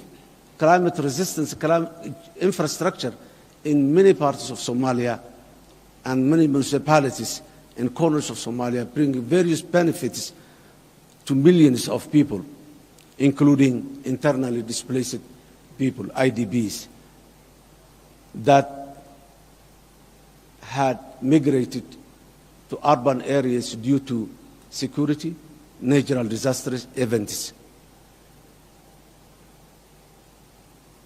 Provision of effective livelihoods and life-saving assistance to our citizens throughout the triple crisis of climate shocks, locust infestation, and COVID-19 pandemic. Essentially, IDA in Somalia has meant more vulnerable people out of extreme poverty, more social protection, and women and children are focused on supporting government institutions by helping those vulnerable groups. Despite our successful decade, long economic reforms to achieve debt relief throughout the highly indebted poor countries initiative, HIBIC, we remain among most fragile states in the African continent and the world. Without doubt, Somalia has come a very long way from where we were on a decade ago in terms of macroeconomic stability and socio-economic development. We also have exciting and empowering plans to keep the reform momentum going on, to lock in the vital gains we have made and build on them for a transformative change. However, these efforts require resources. Accordingly, we require the upcoming IDA21 replenishment to be of the scale and ambition that will help shift the situation from fragility to resilience and growth in Somalia. And this can only happen through greater investment in human capital, infrastructure, social protection, job creation, increasing affordable energy access, and building resilience to the disastrous and disproportionate impact of recurrent and cyclical climate emergencies in my country through IDA 2021. Excellencies, ladies and gentlemen, as a government, we are truly committed to build on the economic reform gains from the debt relief process by the future. Further enhancing domestic revenue, mobilization and strengthening public and financial management, debt management, and deepening financial sector development in Somalia. We are cognizant that the most reliable income for the nation is what it collects from its citizens and investors to reinvest the priorities and the public service needs accordingly. With a focus on clear laws and more efficient and effective tax administration, we are steadily growing domestic revenues. Excellencies, ladies and gentlemen, I would like to conclude that IDA is a tool that helps Africa to progress, and in particular Somalia to move forward as fast as we can. Adjustments, tolerances, and flexibility is what is required in the years to come to benefit from the IDA resources. Again, I would like to thank the government and the people of Kenya for providing us this opportunity to discuss about the future of our nations in economic development. I thank you.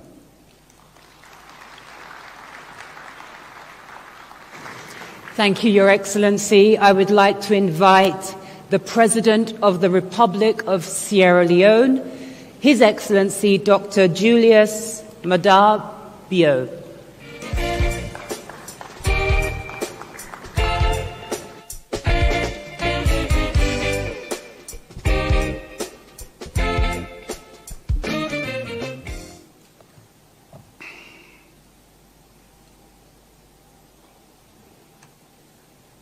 Thank you very much, Madam Moderator.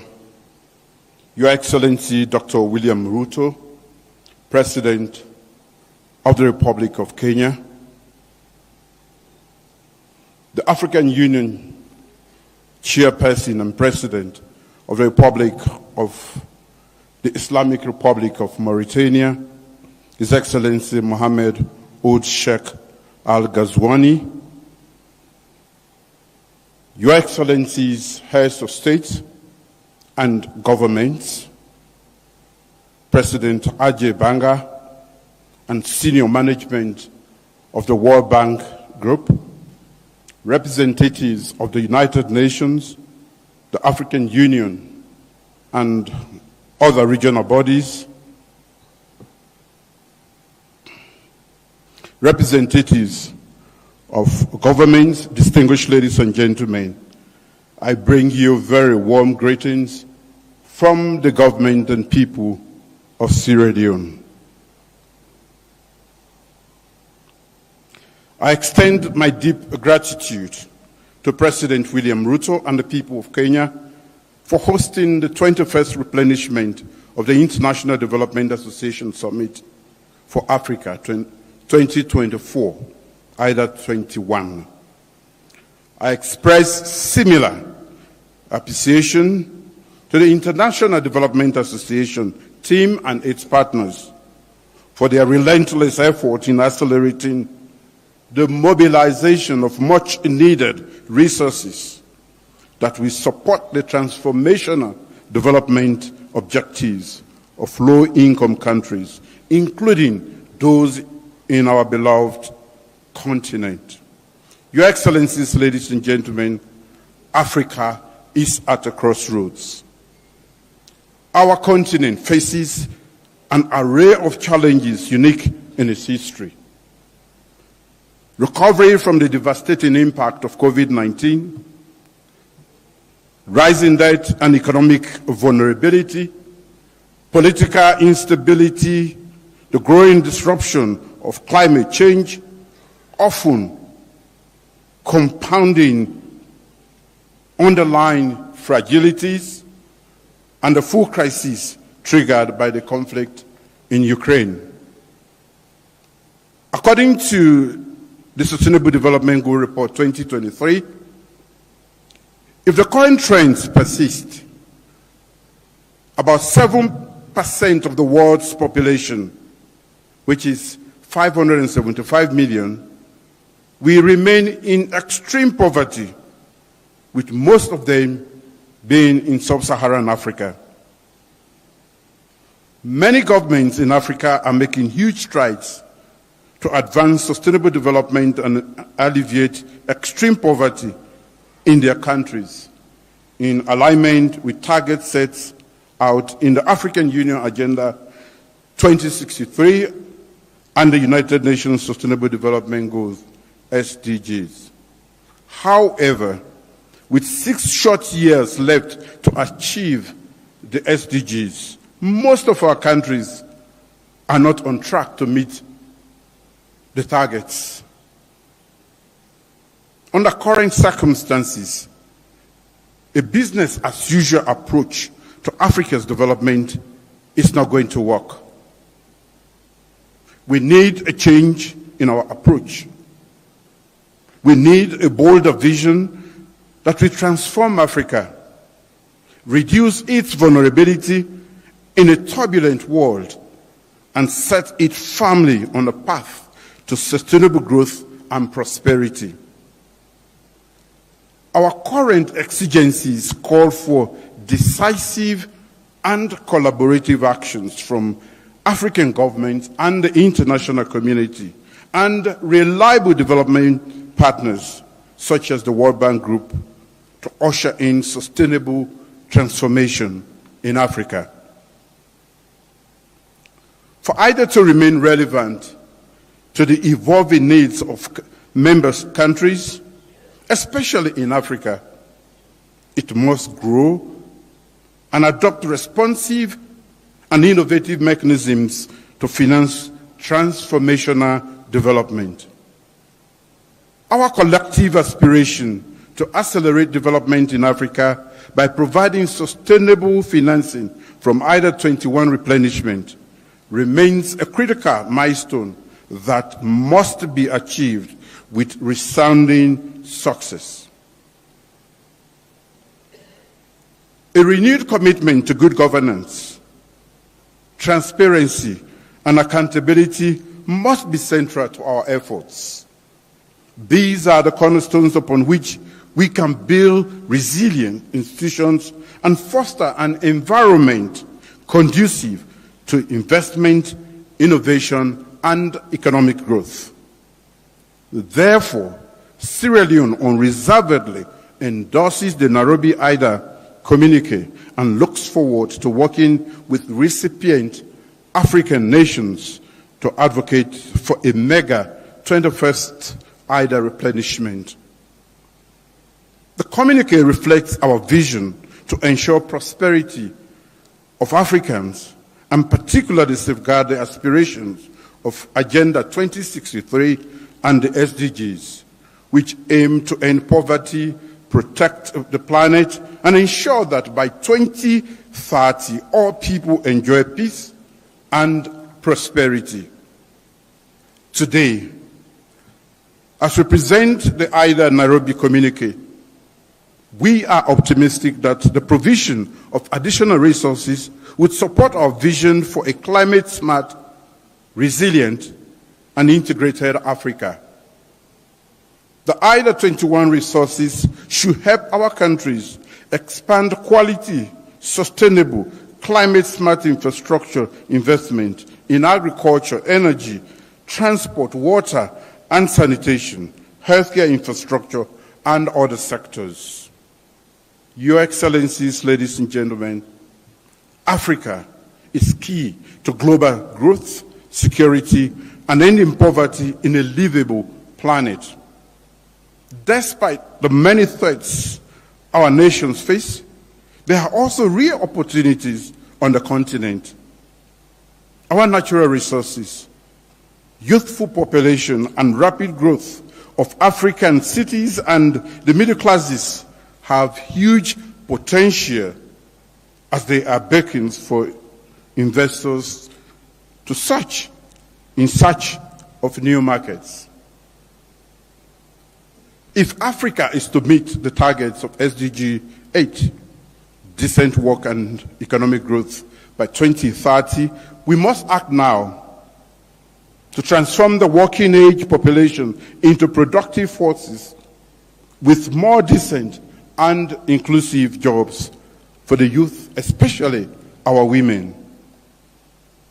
According to the International Labour Organization, ILO, over 72 million youths in Africa are not in education, training, or employment, and the majority of these are women. The IDA21 replenishment thus provides a window to increase job creation through scaling up private sector investment, increasing critical and growth sectors, promoting entrepreneurial skills, technology and innovation, and boosting female empowerment. As measured by the World Bank's Human Capital Index, assuming that a child born in sub-Saharan Africa benefits from complete education and full health care coverage, he or she is anticipated to realize only 40% of future productivity. The Human Capital Index, this Human Capital Index is 48% for lower income countries and 71% for higher income countries. Clearly, we have more work to do for Africa. Therefore, stronger global cooperation and a commitment to investing in African capital, human capital, and creating a productive workforce are important ingredients in enabling developing countries to escape the trap of poverty and enhance economic growth and development.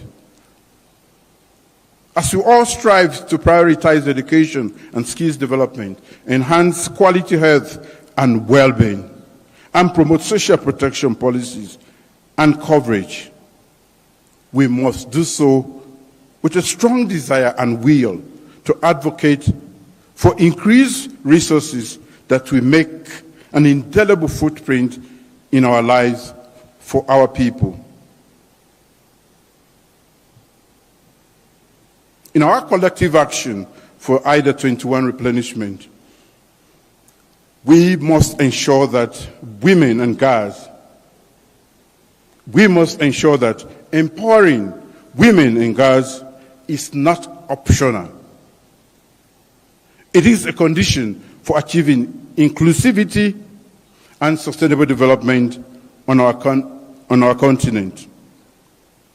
We must allocate increased resources for gender mainstreaming in all our development programs. This includes improving women's access to productive resources, strengthening access to quality social services such as education, maternal and child health, addressing gender-based violence and advancing women's leadership and representation in decision-making platforms. Also, given our prevailing fragilities, increased resources for security, conflict prevention and management, peace building, access to justice and crisis, and emergency response, we serve as important pillars in building stronger and more peaceful continent.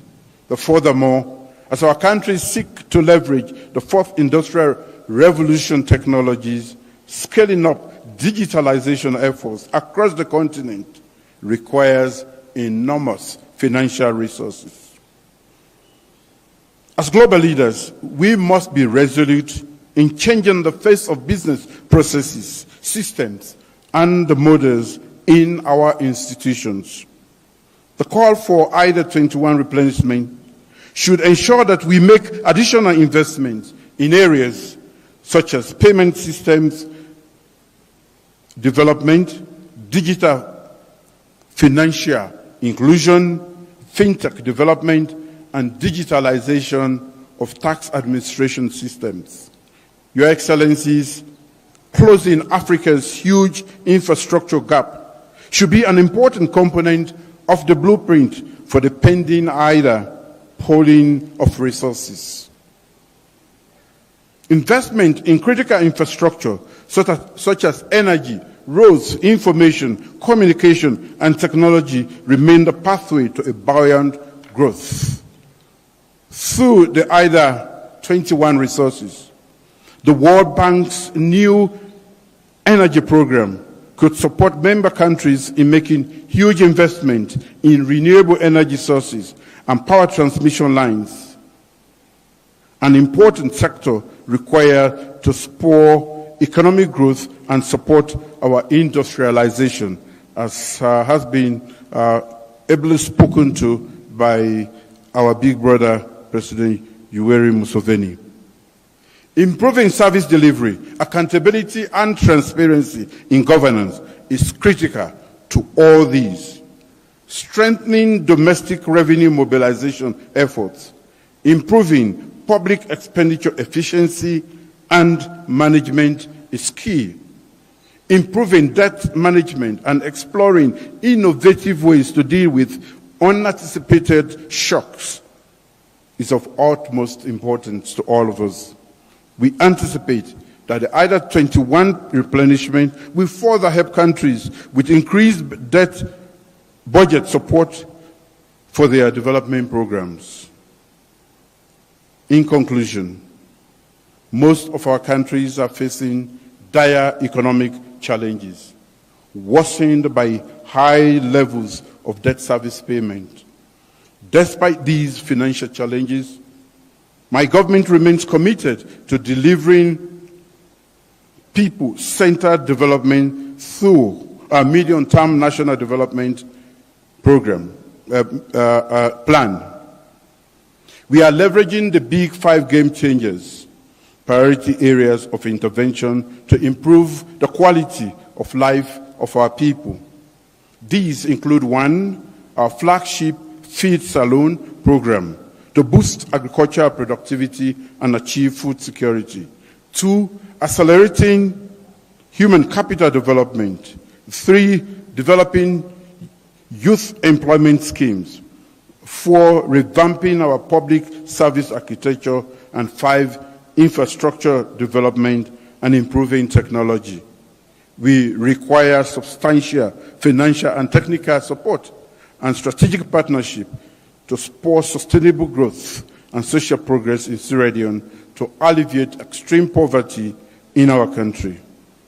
Given the need to support the pact articulated in the Nairobi communique, I join my colleagues in the call to generate resources for IDA21 replenishment that will be significantly higher than the record 93 billion raised in 2022 for IDA20. As we continue this appeal, we are not oblivious to the challenging economic and geopolitical landscape that could have implications for major donor countries. We, however, remain optimistic that our traditional donors, new and emerging donors, and philanthropic organizations will once again rise to the occasion and give their valuable support to the IDA replenishment effort. Let us build a stronger Africa, share prosperity with IDA, and strengthen partnerships and cooperation to ensure that no one is left behind. Thank you for your attention. Thank you. Thank you very much, Mr. President. Before I invite the next leader onto the stage, may I very politely and humbly ask those who are yet to speak to keep to the allocated 5 minutes, please, if you can. Allow me on that note to invite His Excellency Abiy Ahmed, Prime Minister of the Federal Republic of Ethiopia, to the stage.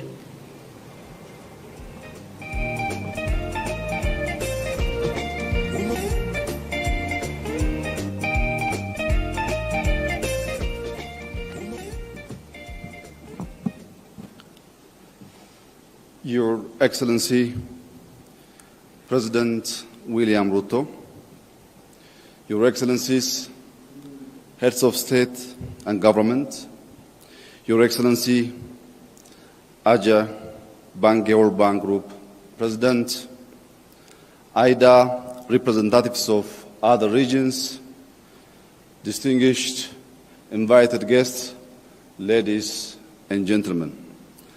I would like to begin by thanking our host, my brother, President Ruto. As we gather today, our shared vision for prosperous, equitable, and sustainable future hinges upon our ability to address the pressing challenges faced by countries across the continent, while also harnessing the immense potential of its youth population. Allow me to shed light on the state of affairs in Ethiopia, a nation that has been harnessing resilience in the face of a spectrum of challenges, aggravated by external forces such as climate change, pandemic, geopolitical tension, and the soaring global cost of living. First and foremost, the Ethiopian government has navigated structural macroeconomic reforms amid challenges, focusing our attention on macro-financial stability, productivity enhancement, and favorable investment climate. Second, and central to our collective aspirations for a peaceful continent, we must foster dialogue and reconciliation. In late 2021, Ethiopia formed the National Dialogue Commission to lead inclusive talks, independently tackling ongoing conflicts with wide public involvement. The Commission has thus far had consultative dialogue involving tens of thousands of stakeholders over 2 years. Regional dialogue are imminent, aiming to expand participation further. Third, like many IDA countries, Ethiopia faces unemployment and a skill gap challenge, with the government prioritizing accessible education to empower citizens while encouraging youth engagement in startups across various fields. Investment in skills and education is central to Ethiopia's 10-year development plan, with a focus on sectors like agriculture, manufacturing, and tourism, expected to cover over 2 million new jobs. Fourth, universal energy access stands as a cornerstone for sustainable development. As it stands currently, half of our population is still without access to reliable electricity. We are massively investing on clean and renewable energy generation projects which aims to accelerate universal access to affordable and reliable energy for all our people. Despite possessing over 60,000 megawatt potential from our diverse renewable energy sources, realizing this capacity demands substantial investment. Fifth, the digitalization of economies holds immense potential to enhance connectivity, spur innovation, and expand access to essential services. In Ethiopia, our telecom sector liberalization, mobile money, and digital payment system have expanded financial access in Ethiopia. The National Digital ID program we have launched is also a crucial step towards our digital transformation, greatly improving public service access. Lastly, as stewards of our planet, we must prioritize efforts to build a livable future for all. The Horn of Africa faces escalating threats from climate change, including rising temperature, food insecurity, and extreme weather events.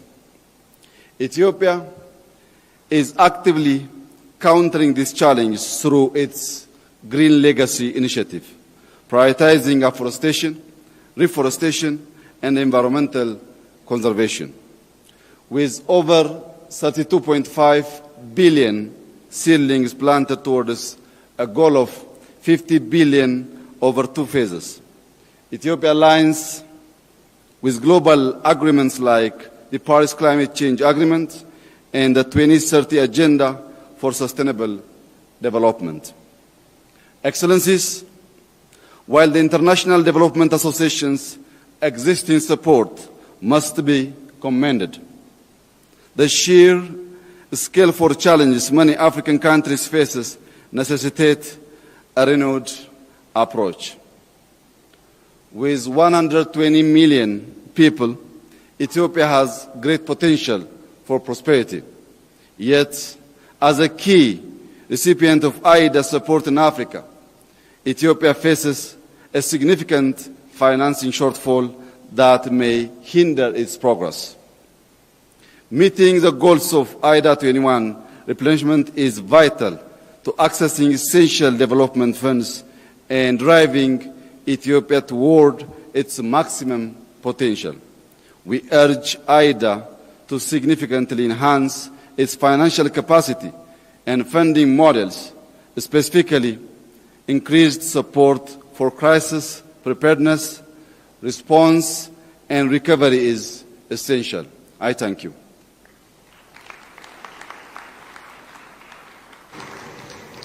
Thank you, Mr. President. I'm very happy and excited to invite to the stage Her Excellency Dr. Samia Suluhu Hassan, President of the United Republic of Tanzania.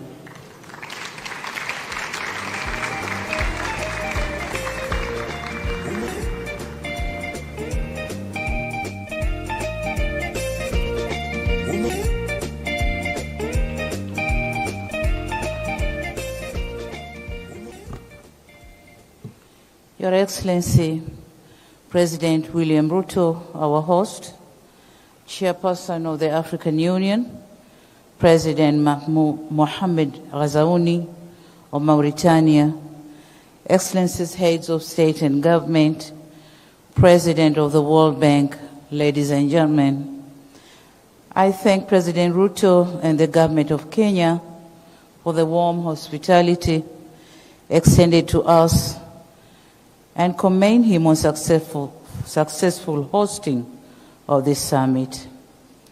Last December, Tanzania hosted IDA 20 midterm review meeting, which among other things highlighted the impact of IDA financing. In addition, to emphasize the need for an ambitious IDA 21 replenishment, Tanzania reiterated its appreciation for IDA's collaboration, which has helped to improve maternal and child health indicators, rural electrification rates, access to safe drinking water, and economic recovery more broadly.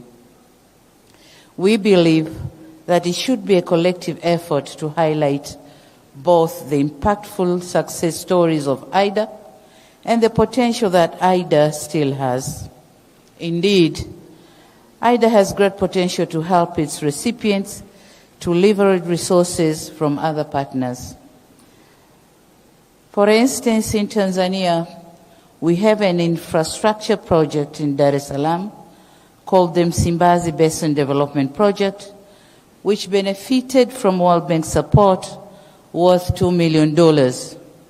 Having secured these resources, Tanzania has already been able to leverage an additional $60 million from other partners for this project, which aims at strengthening flooding or flood resilience and integrated urban development in our economic hub. Excellencies, in a bid to consolidate and building on the successes obtained during IDA 20, we are pleased to advance this most important dialogue on IDA 21. We are doing so at a time when Africa and the world are still facing the effects of multiple crises. In light of this crisis, coupled with significant shortfalls in development finance and shrinking fiscal space, what is required in going forward are more concessional resources. Moreover, considering the challenges related to present projected debt levels, we strongly believe that IDA 21 should focus more on providing concessional loans, such as the 50-year credit loans. Given the present debt architecture on the continent, these facilities would provide more fiscal space to African countries to address competing development needs. Additionally, in the forthcoming IDA 21 cycle, it is critical that policies are simplified and operational processes are streamlined. This is a matter that has a bearing on the access to development finance, the indirect cost of finance, and the achievement of the development objectives within the planned framework. Excellencies, all what would be discussed during this meeting are underpinned by investment in our human capital, which drives innovation and growth. And this is where my brother President Museveni was talking about. Africa needs transfer of technology and technical know-how. It will be recalled that in July 2023, Tanzania, in collaboration with the World Bank, hosted the African Heads of State Human Capital Summit. At that summit, we committed to investing in people for improving productivity and building inclusive and resilient economy. We believe that the commitments highlighted in Dar es Salaam Declaration on Human Capital are relevant and merit IDA's support. Excellencies, history attests to the transformative potential of IDA support for countries to transform and graduate. We expect the same spirit to guide us ambitiously in the IDA 21 replenishment. It is on this basis that Tanzania also calls for an ambitious IDA 21 replenishment that matches Africa's development aspirations with the resource needs. Once again, We commend IDA partners for their support and call upon them to honor their pledges to foster economic development and improve living conditions. Thank you for your kind attention. Thank you, Your Excellency. Allow me to invite to the stage His Excellency Evariste Ndayishimiye, the President of the Republic of Burundi.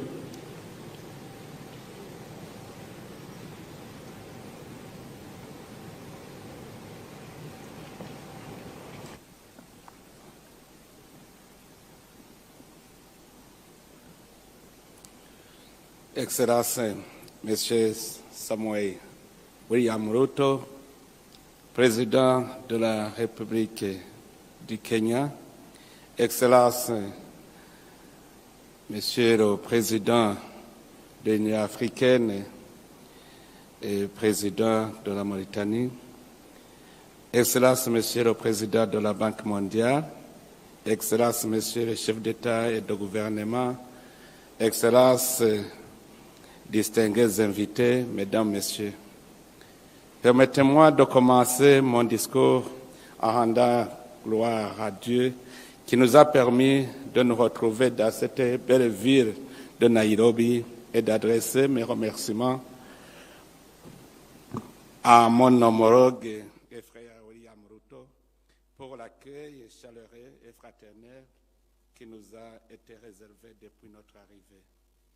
Excellences, Mesdames, Messieurs, à l'instar d'autres pays, le Burundi se doit de redresser la tendance pour améliorer les conditions de vie des Burundais qui reflètent les inégalités sociales, d'opérer une transformation économique de manière à augmenter et diversifier la production sans entraver l'équilibre écologique, de maîtriser la démographie galopante et de pallier aux effets du changement climatique.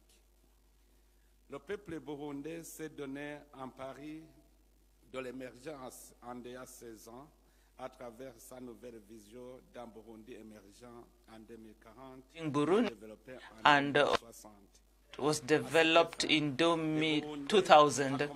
The Burundi people have also, beginning with the young, have also started fighting against and are looking towards sustainable development. So it is in this light that Burundi rejoices to be accounted amongst the partners, amongst whom, in particular, the World Bank. So the Burundi greatly appreciates the intervention of the World Bank over the years, the socio-economic growth. Now, the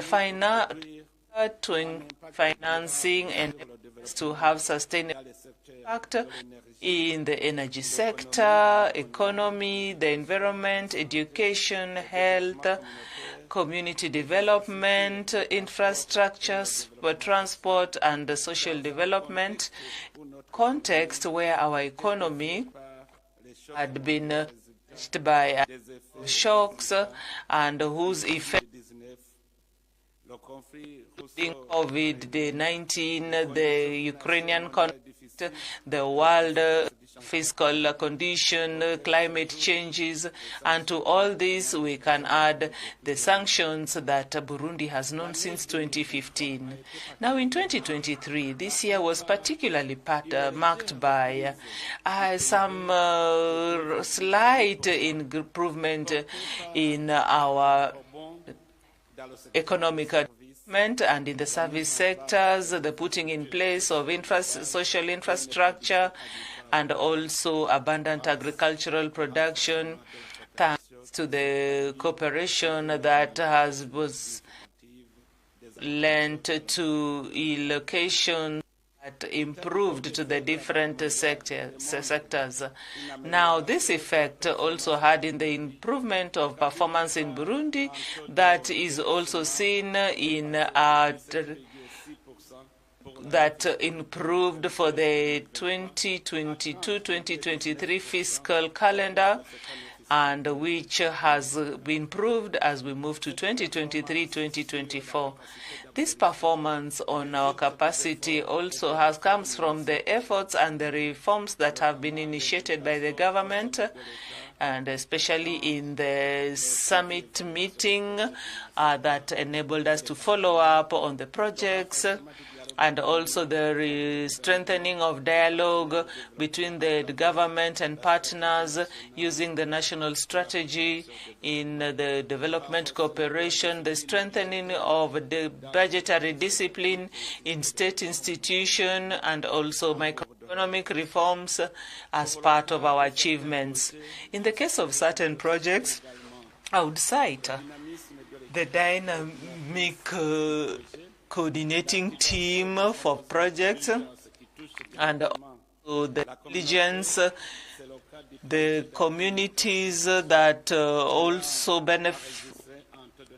were also part of this team, and also in terms of fertilizers that we have had and seeds, and also the putting in place basic social infrastructure, and also integrated community development projects. Ladies and gentlemen, Your Excellencies, with the new gap that Burundi has fixed, priorities that my country is looking at as we take part in IDA21,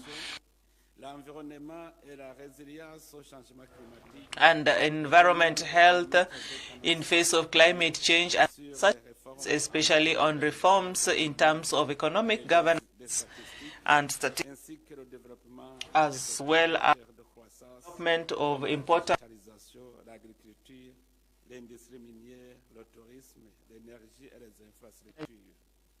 Excellences, Mesdames, Messieurs, à une situation exceptionnelle, il faut des moyens. Ladies and gentlemen, in such an exceptional context, we have also been able to know that our tools in the industry are sometimes obsolete, and this also has an impact on production, and also the need for social-economic integration, the effects of climate change in particular, and especially the rise of Lake Tanganyika waters. We have had floods as well. These all lead me to advocate positively for aid out pour le financement de la stratégie nationale de réintégration socio-économique durable des personnes sinistrées récemment people who have been affected, and this includes a project of retention of human labor. So we are confident the investments and the actions that are foreseen in the priority areas that we have identified that are in coherence with our 2024-25 vision and the objectives of development that allow for transformation in the continent will find favor with our technical and financial partners, with the World Bank, and also as we look to have economic growth. I'd like to end and I express our thanks to the efforts of our leaders, and also reaffirm the commitment of Burundi to play its role to ensure resilient and inclusive growth. I thank you all for lending me your ears.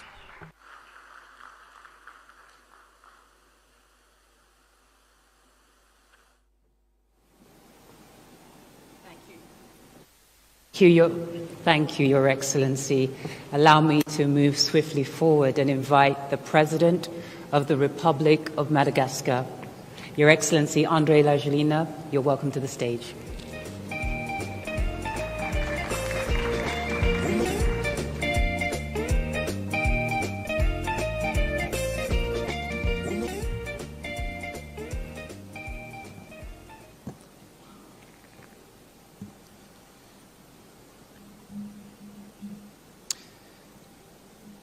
Excellences, Monsieur le Président de la République du Kenya, Excellences, Messieurs les chefs d'État et de gouvernement, Monsieur le Président de la Banque mondiale, Mesdames et Messieurs les représentants de l'IDA, Ladies and gentlemen, representatives of leaders and institutional financial institutions, and Your Excellency, our lenders, ladies and gentlemen, I would like first of all to express my gratitude and my thanks to the President and the people pour l'hospitalité à l'endroit de ma délégation et moi-même that my delegation and my team have received since our arrival here in Nairobi. I'd like to congratulate President William Ruto for the organization and the World Bank for the regular organization of this high-level meeting that reunites the contributors and the leaders and the beneficiaries, and also to strengthen solidarity and to have a better path for our continent, that is Africa. In effect, this summit allows us to express ourselves, to strengthen the financing of the African country pays, also to help us attain our development objectives and sustain the people lived through the consequences of climate change. The participation of Madagascar in this meeting is important because that gives me the opportunity to talk about the important, considerable impact of this project in Madagascar that is by the World Bank through IDA. Like you know, in the later years, the consequences of climate change have become more and more devastating. I'd like to take this opportunity to express my solidarity with the Kenyan people who are still going through today the consequences of tragic flooding for a number of weeks now. In Madagascar, the cyclones have become more and more frequent and violent. Like you know, my country is really exposed to climate change, and especially when we talk about the strategic position of the country and the character of our geographical position of our country makes us more vulnerable. The last cyclone into just destroyed the north of my country. Kilometers of roads were destroyed. Thousands of agricultural land was flooded and destroyed. And we have just, in a year, we've had about 4 successive cyclones. So that I'd like to share with you that in one day, the cyclones need at least 2 to 3 years of reconstructions. Yet in the light of climate change, in the south, of the mountain, we have seen a diminution of the lands are arid and do not allow the people to do them well and also to meet their basic needs. Families are living we have thousands of children who are also malnourished. Ladies and gentlemen, dear leaders, you know that each day for decades now, Africa faces fratricide to fight against poverty because this leads to deaths. We need more financing to be able to combat this, to win this war. Today, on the African continent, more than 215 million children are suffering from underdevelopment and malnutrition. Like the African Bank of Development says, malnutrition is one of the causes, one principal causes of mortality of children under the age of 5. The daily reality of more people is touched by this tragedy. Now, in the light of such an obstacle, so the solutions that would look at investment in population, and that means that we need to be more powerful, that is more powerful and missiles. I'd like to thank the World Bank and its leaders for give us the means to combat malnutrition in Madagascar. Today, you may not The military expenses as 2023 went up, highest in over 10 years. So we'd had up to millions of dollars, and we are also suffering the effects of the war in Ukraine. But I have a question. We have invested $2 billion for $2.14 billion on arms, but how much are we going to invest to save lives on the African continent? So I now to invite our partners and like-minded countries to commit finances to construct, fight this war that we fought, fight daily on the African continent, to develop and construct the Africa that we want. I am persuaded and convinced that with solidarity and international cooperation, we can have tangible solutions to this problem. Dear partners, I would like to share with you that since I became the head of Madagascar and since the beginning my second term, the cooperation with the World Bank have allowed for an positive evolution, for growth, and also to reduce the rate of crime in Madagascar, coming from 40% to 38% currently. So we are able to reduce it further, the level of malnutrition in Madagascar by another 4%. So I am persuaded that in a number of years we are going to have at least maybe 30 in maximum. We'll be able to eradicate malnutrition in Madagascar. In the south of my country, a resilience program has also been put up, dealing with agriculture, water, and local governance. More than 2 million people have benefited from health services and nutrition, with at least 450 communities that have been strengthened. However, the investments in the system, in health system, have allowed us to save a number of lives. Money transfers and other social effects have also allowed us to come to the aid of more than 5 million people in 65%, amongst whom are 65% women. I'd like to thank the World Bank for all these years of collaboration, for financing that has been and have allowed us to improve our development on significant projects, and with our emergence program in Madagascar, and the results are palpable. I'd like to cite a few examples. Through the main town, and also the construction of strategic roads, which has eased access to agricultural areas and the markets. So we have, since Madagascar has been existing, we have always had the problem of inaccessibility. But right now, the road is tarmacked and it facilitates access of people and goods. This program has impacted and changed the daily life of the population in this region.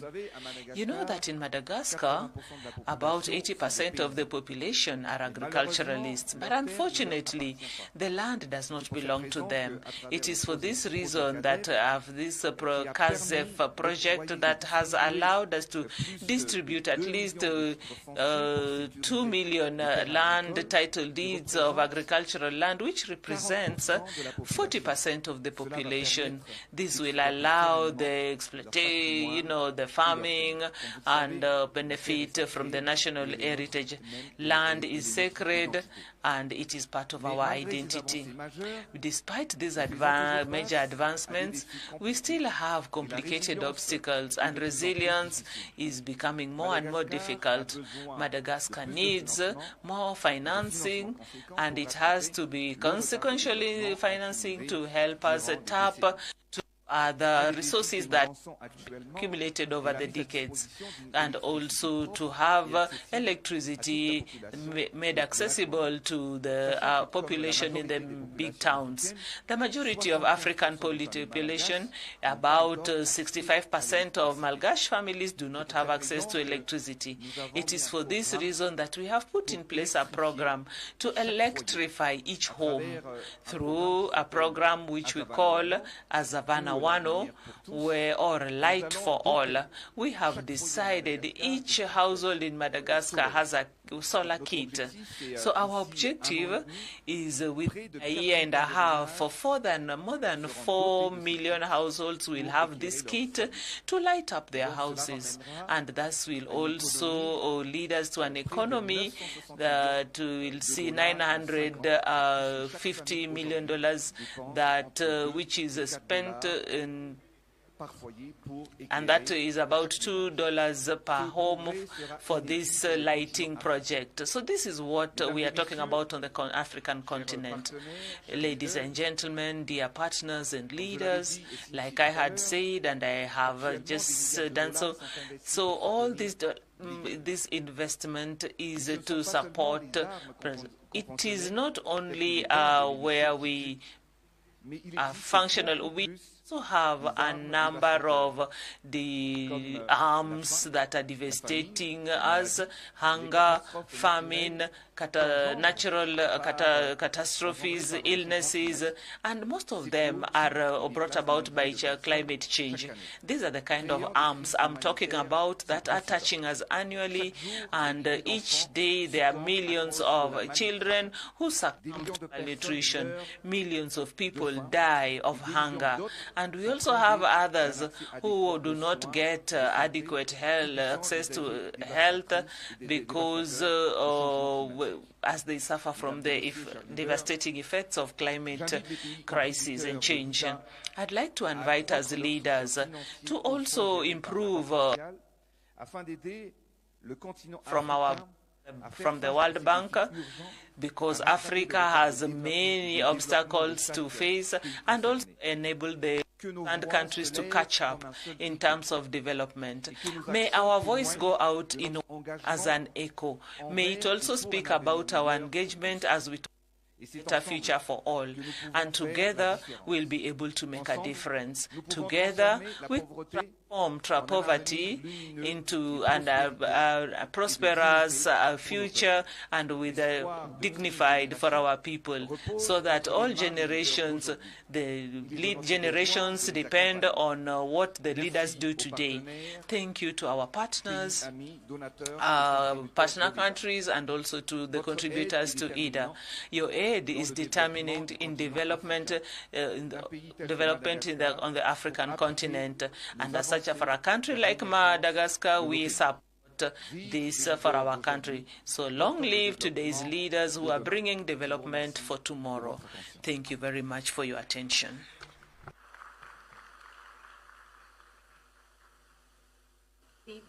Merci beaucoup, Votre Excellence. Thank you so much, Excellency. Head of State to address us, I'd like to recognize the presence of the former Prime Minister of Kenya, Mr. Raila Odinga, and the Chief Justice of Kenya, Martha Koome. You're both welcome.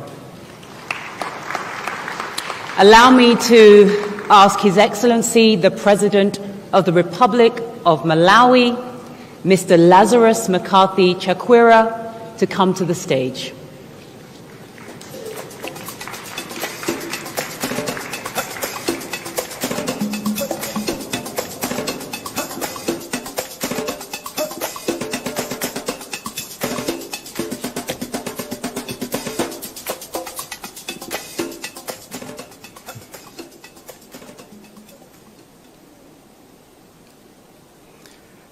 Your Excellency and my brother, Dr. William Ruto, President of the Republic of Kenya, Your Excellencies, heads of state and government, Your Excellency Mr. Jai Banga, President of the World Bank, distinguished delegates, ladies and gentlemen, over the past 4 years, Malawi has been through the hardest times, and everyone in my country feels it. Like a patient suffering from serious multiple attacks against multiple organs in quick succession, in the less than 60 months I've been president, Malawi, a nation I found already drowning in unsustainable and toxic levels of debt, has not only suffered the devastation of the COVID pandemic, but before we had any time to recover, was attacked by cyclones Ana and Gombe back to back. And before we had any time to recover from that, came the worst cholera outbreak in our nation's history, affecting every district. And before we had any time to recover from that, came a drought devastating the breadbasket northern districts of Malawi. And before we had any time to recover from that, came the monstrosity of Cyclone Freddy, killing thousands, displacing over 500,000, and trampling on decades of development gains and food crops for millions.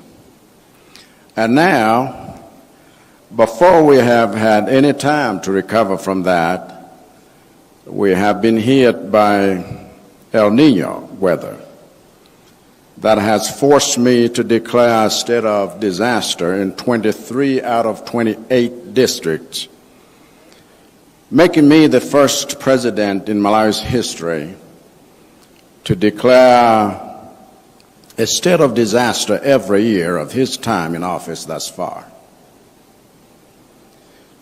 And if hearing all this makes you feel like Malawi should not have survived such shocks, you're right. But I came here to tell you that Malawi is a miracle, because despite the anguish Malawians have gone through and the pains they feel, Malawi has not only survived, but is in fact showing signs of recovery. And one of the secrets to our survival and recovery has been the World Bank's IDA, which I would describe as Malawi's trusted and reliable ambulance in addressing the structural imbalances on the physical, current account and monetary side occasioned by the shocks we have encountered. And like any good ambulance, IDA has saved Malawi from the brink by operating at 2 speeds simultaneously. The faster speed to immediately treat the collapsing organs of our aiding economy in real time whenever disaster strikes, using quick response instruments to mitigate the impacts of external shocks on the poorest, and the slower speed to get the economy to the hospital for long-term treatment through structural reforms for sustainable and inclusive recovery.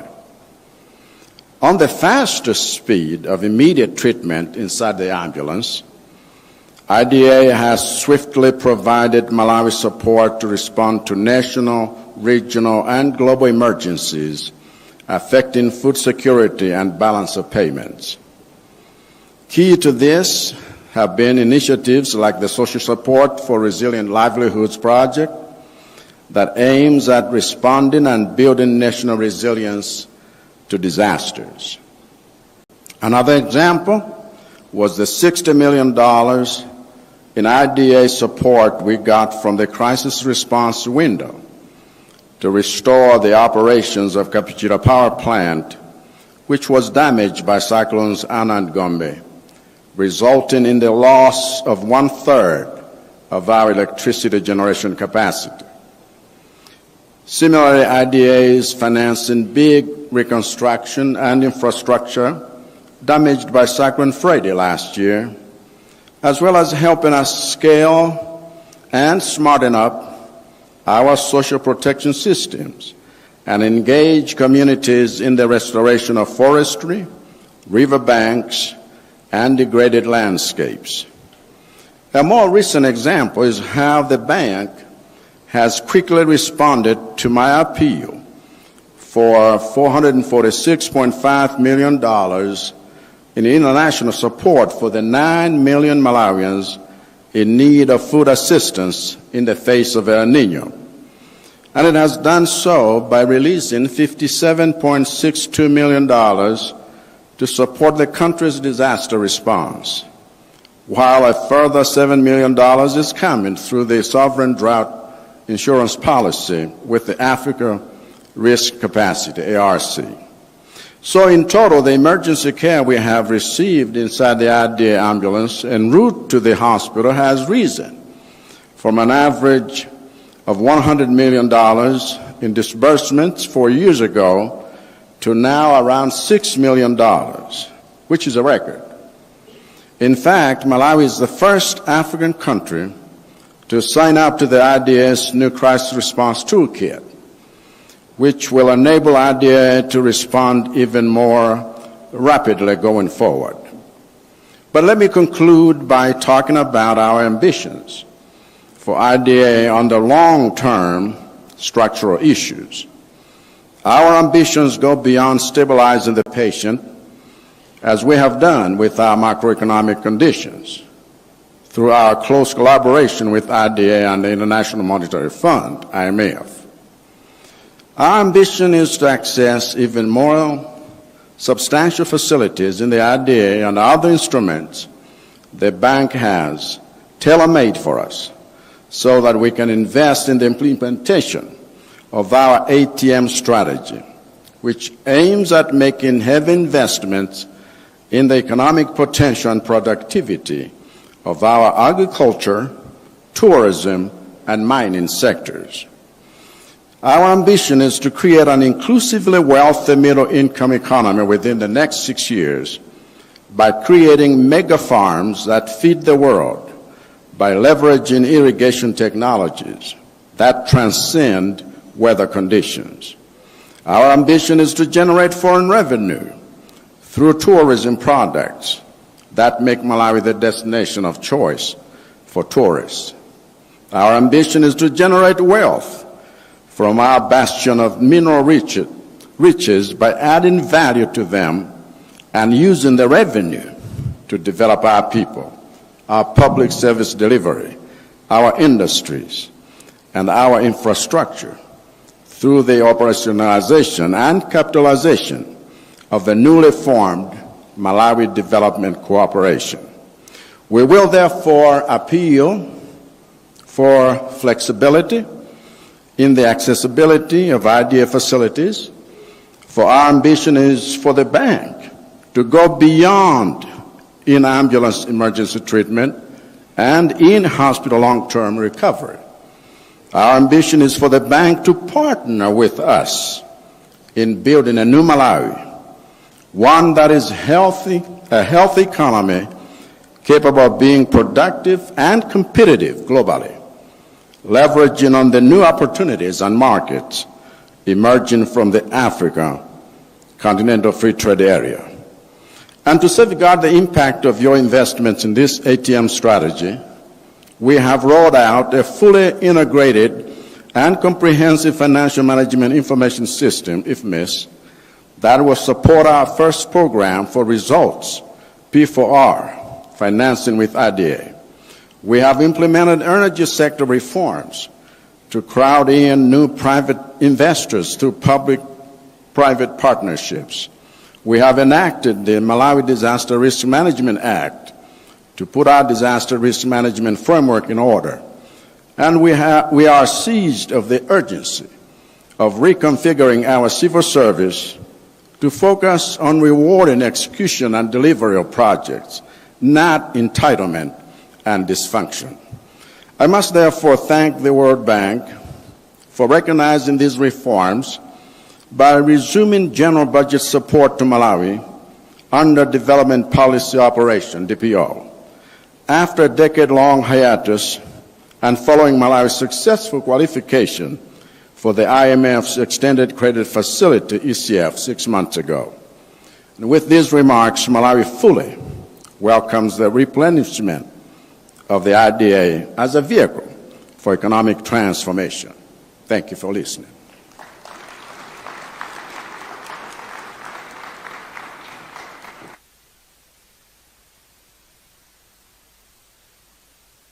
Thank you, Mr. President.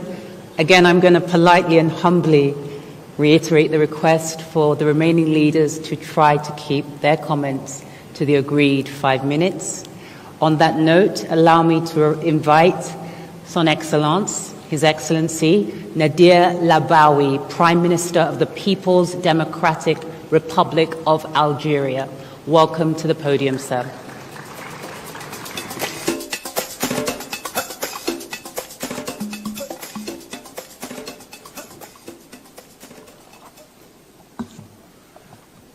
Your Excellency, Mr. President, William Ruto, President of Republic of Kenya, Excellencies, ladies and gentlemen, I'm pleased to convey to Your Excellency and to the brotherly people of Kenya the warmest greeting from your brother, Excellency President Tebboune, who honored me by representing him at this important summit and delivering his statement, the text of which is as follows. Bismillah ar-Rahman ar-Rahim. فخامة السيد ويليام روتو رئيس جمهورية كينيا الشقيقة، فخامة رئيس الجمهورية الإسلامية الموريتانية والرئيس الحالي للاتحاد الإفريقي السيد President of AU Mohamed Eswani,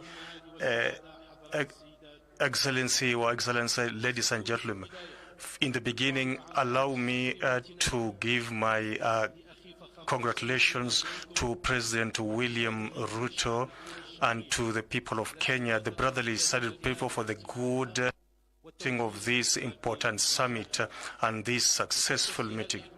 And this summit has a lot of importance because it's basic to fund African since its establishment and this IDA, International Development Authority. And this give us the way to solve the challenges that faces us, especially in the level of debts and the funding, which once allowed to get the essential financing for their services like health, education, and climate to ويحول دون معالجة الأسباب الجذرية التي تغذي النزاعات وعدم الاستقرار. أصحاب الفخامة والمعالي والسعادة، تؤكد الجزائر مجددا على الدور التمويلي المحوري الذي تطلع به المؤسسة الدولية للتنمية، كما تشيد بتخصيصها لأكثر من 70% من مجموع التزاماتها لإفريقيا خلال العملية العشرين لإعادة تأسيس موارد المؤسسة. وتطلع الجزائر إلى انتهاج مقاربة طموحة ونوعية في عملية إعادة تأسيس الموارد to help in the Africans for the needs of the countries which are benefit and will continue to fund so that to resolve the issue of lack of funding in the various issues which are of priority for us. In addition, funding of development in Africa is linked to the African vision and African Union of vision for 2063, which Algeria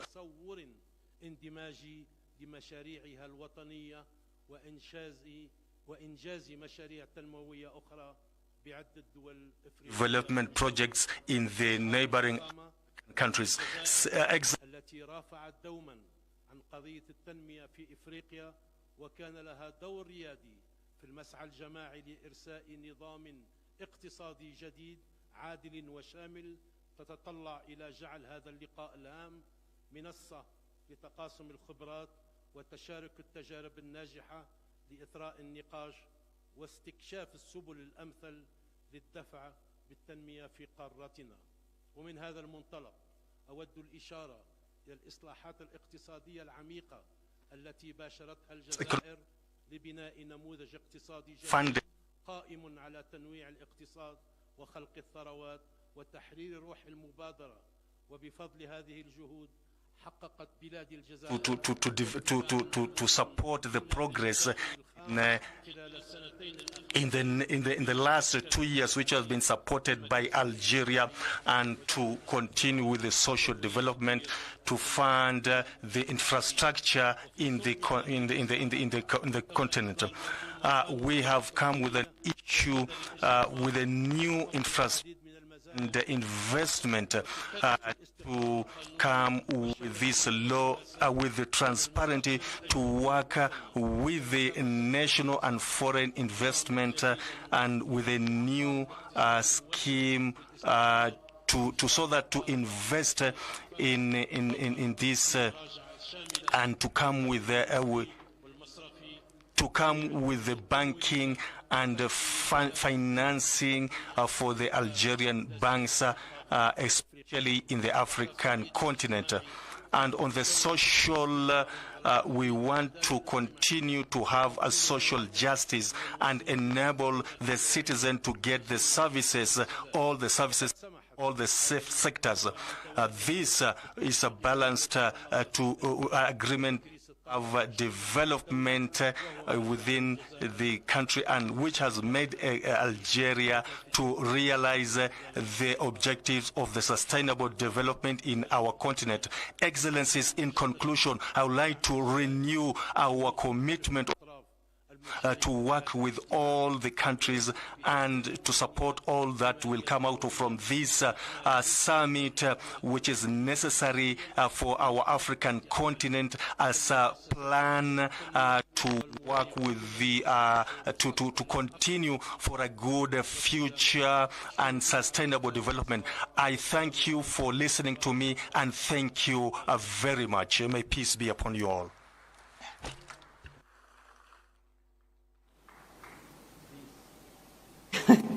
Merci beaucoup. Thank you very much to the Prime Minister of the People's Democratic Republic. I would like to now take this opportunity to say thank you to all heads of states and leaders for their statements, and invite my colleague, Michael Gitonga, back on stage. Thank you. Thank you, Yvonne. Can we give our clap, please?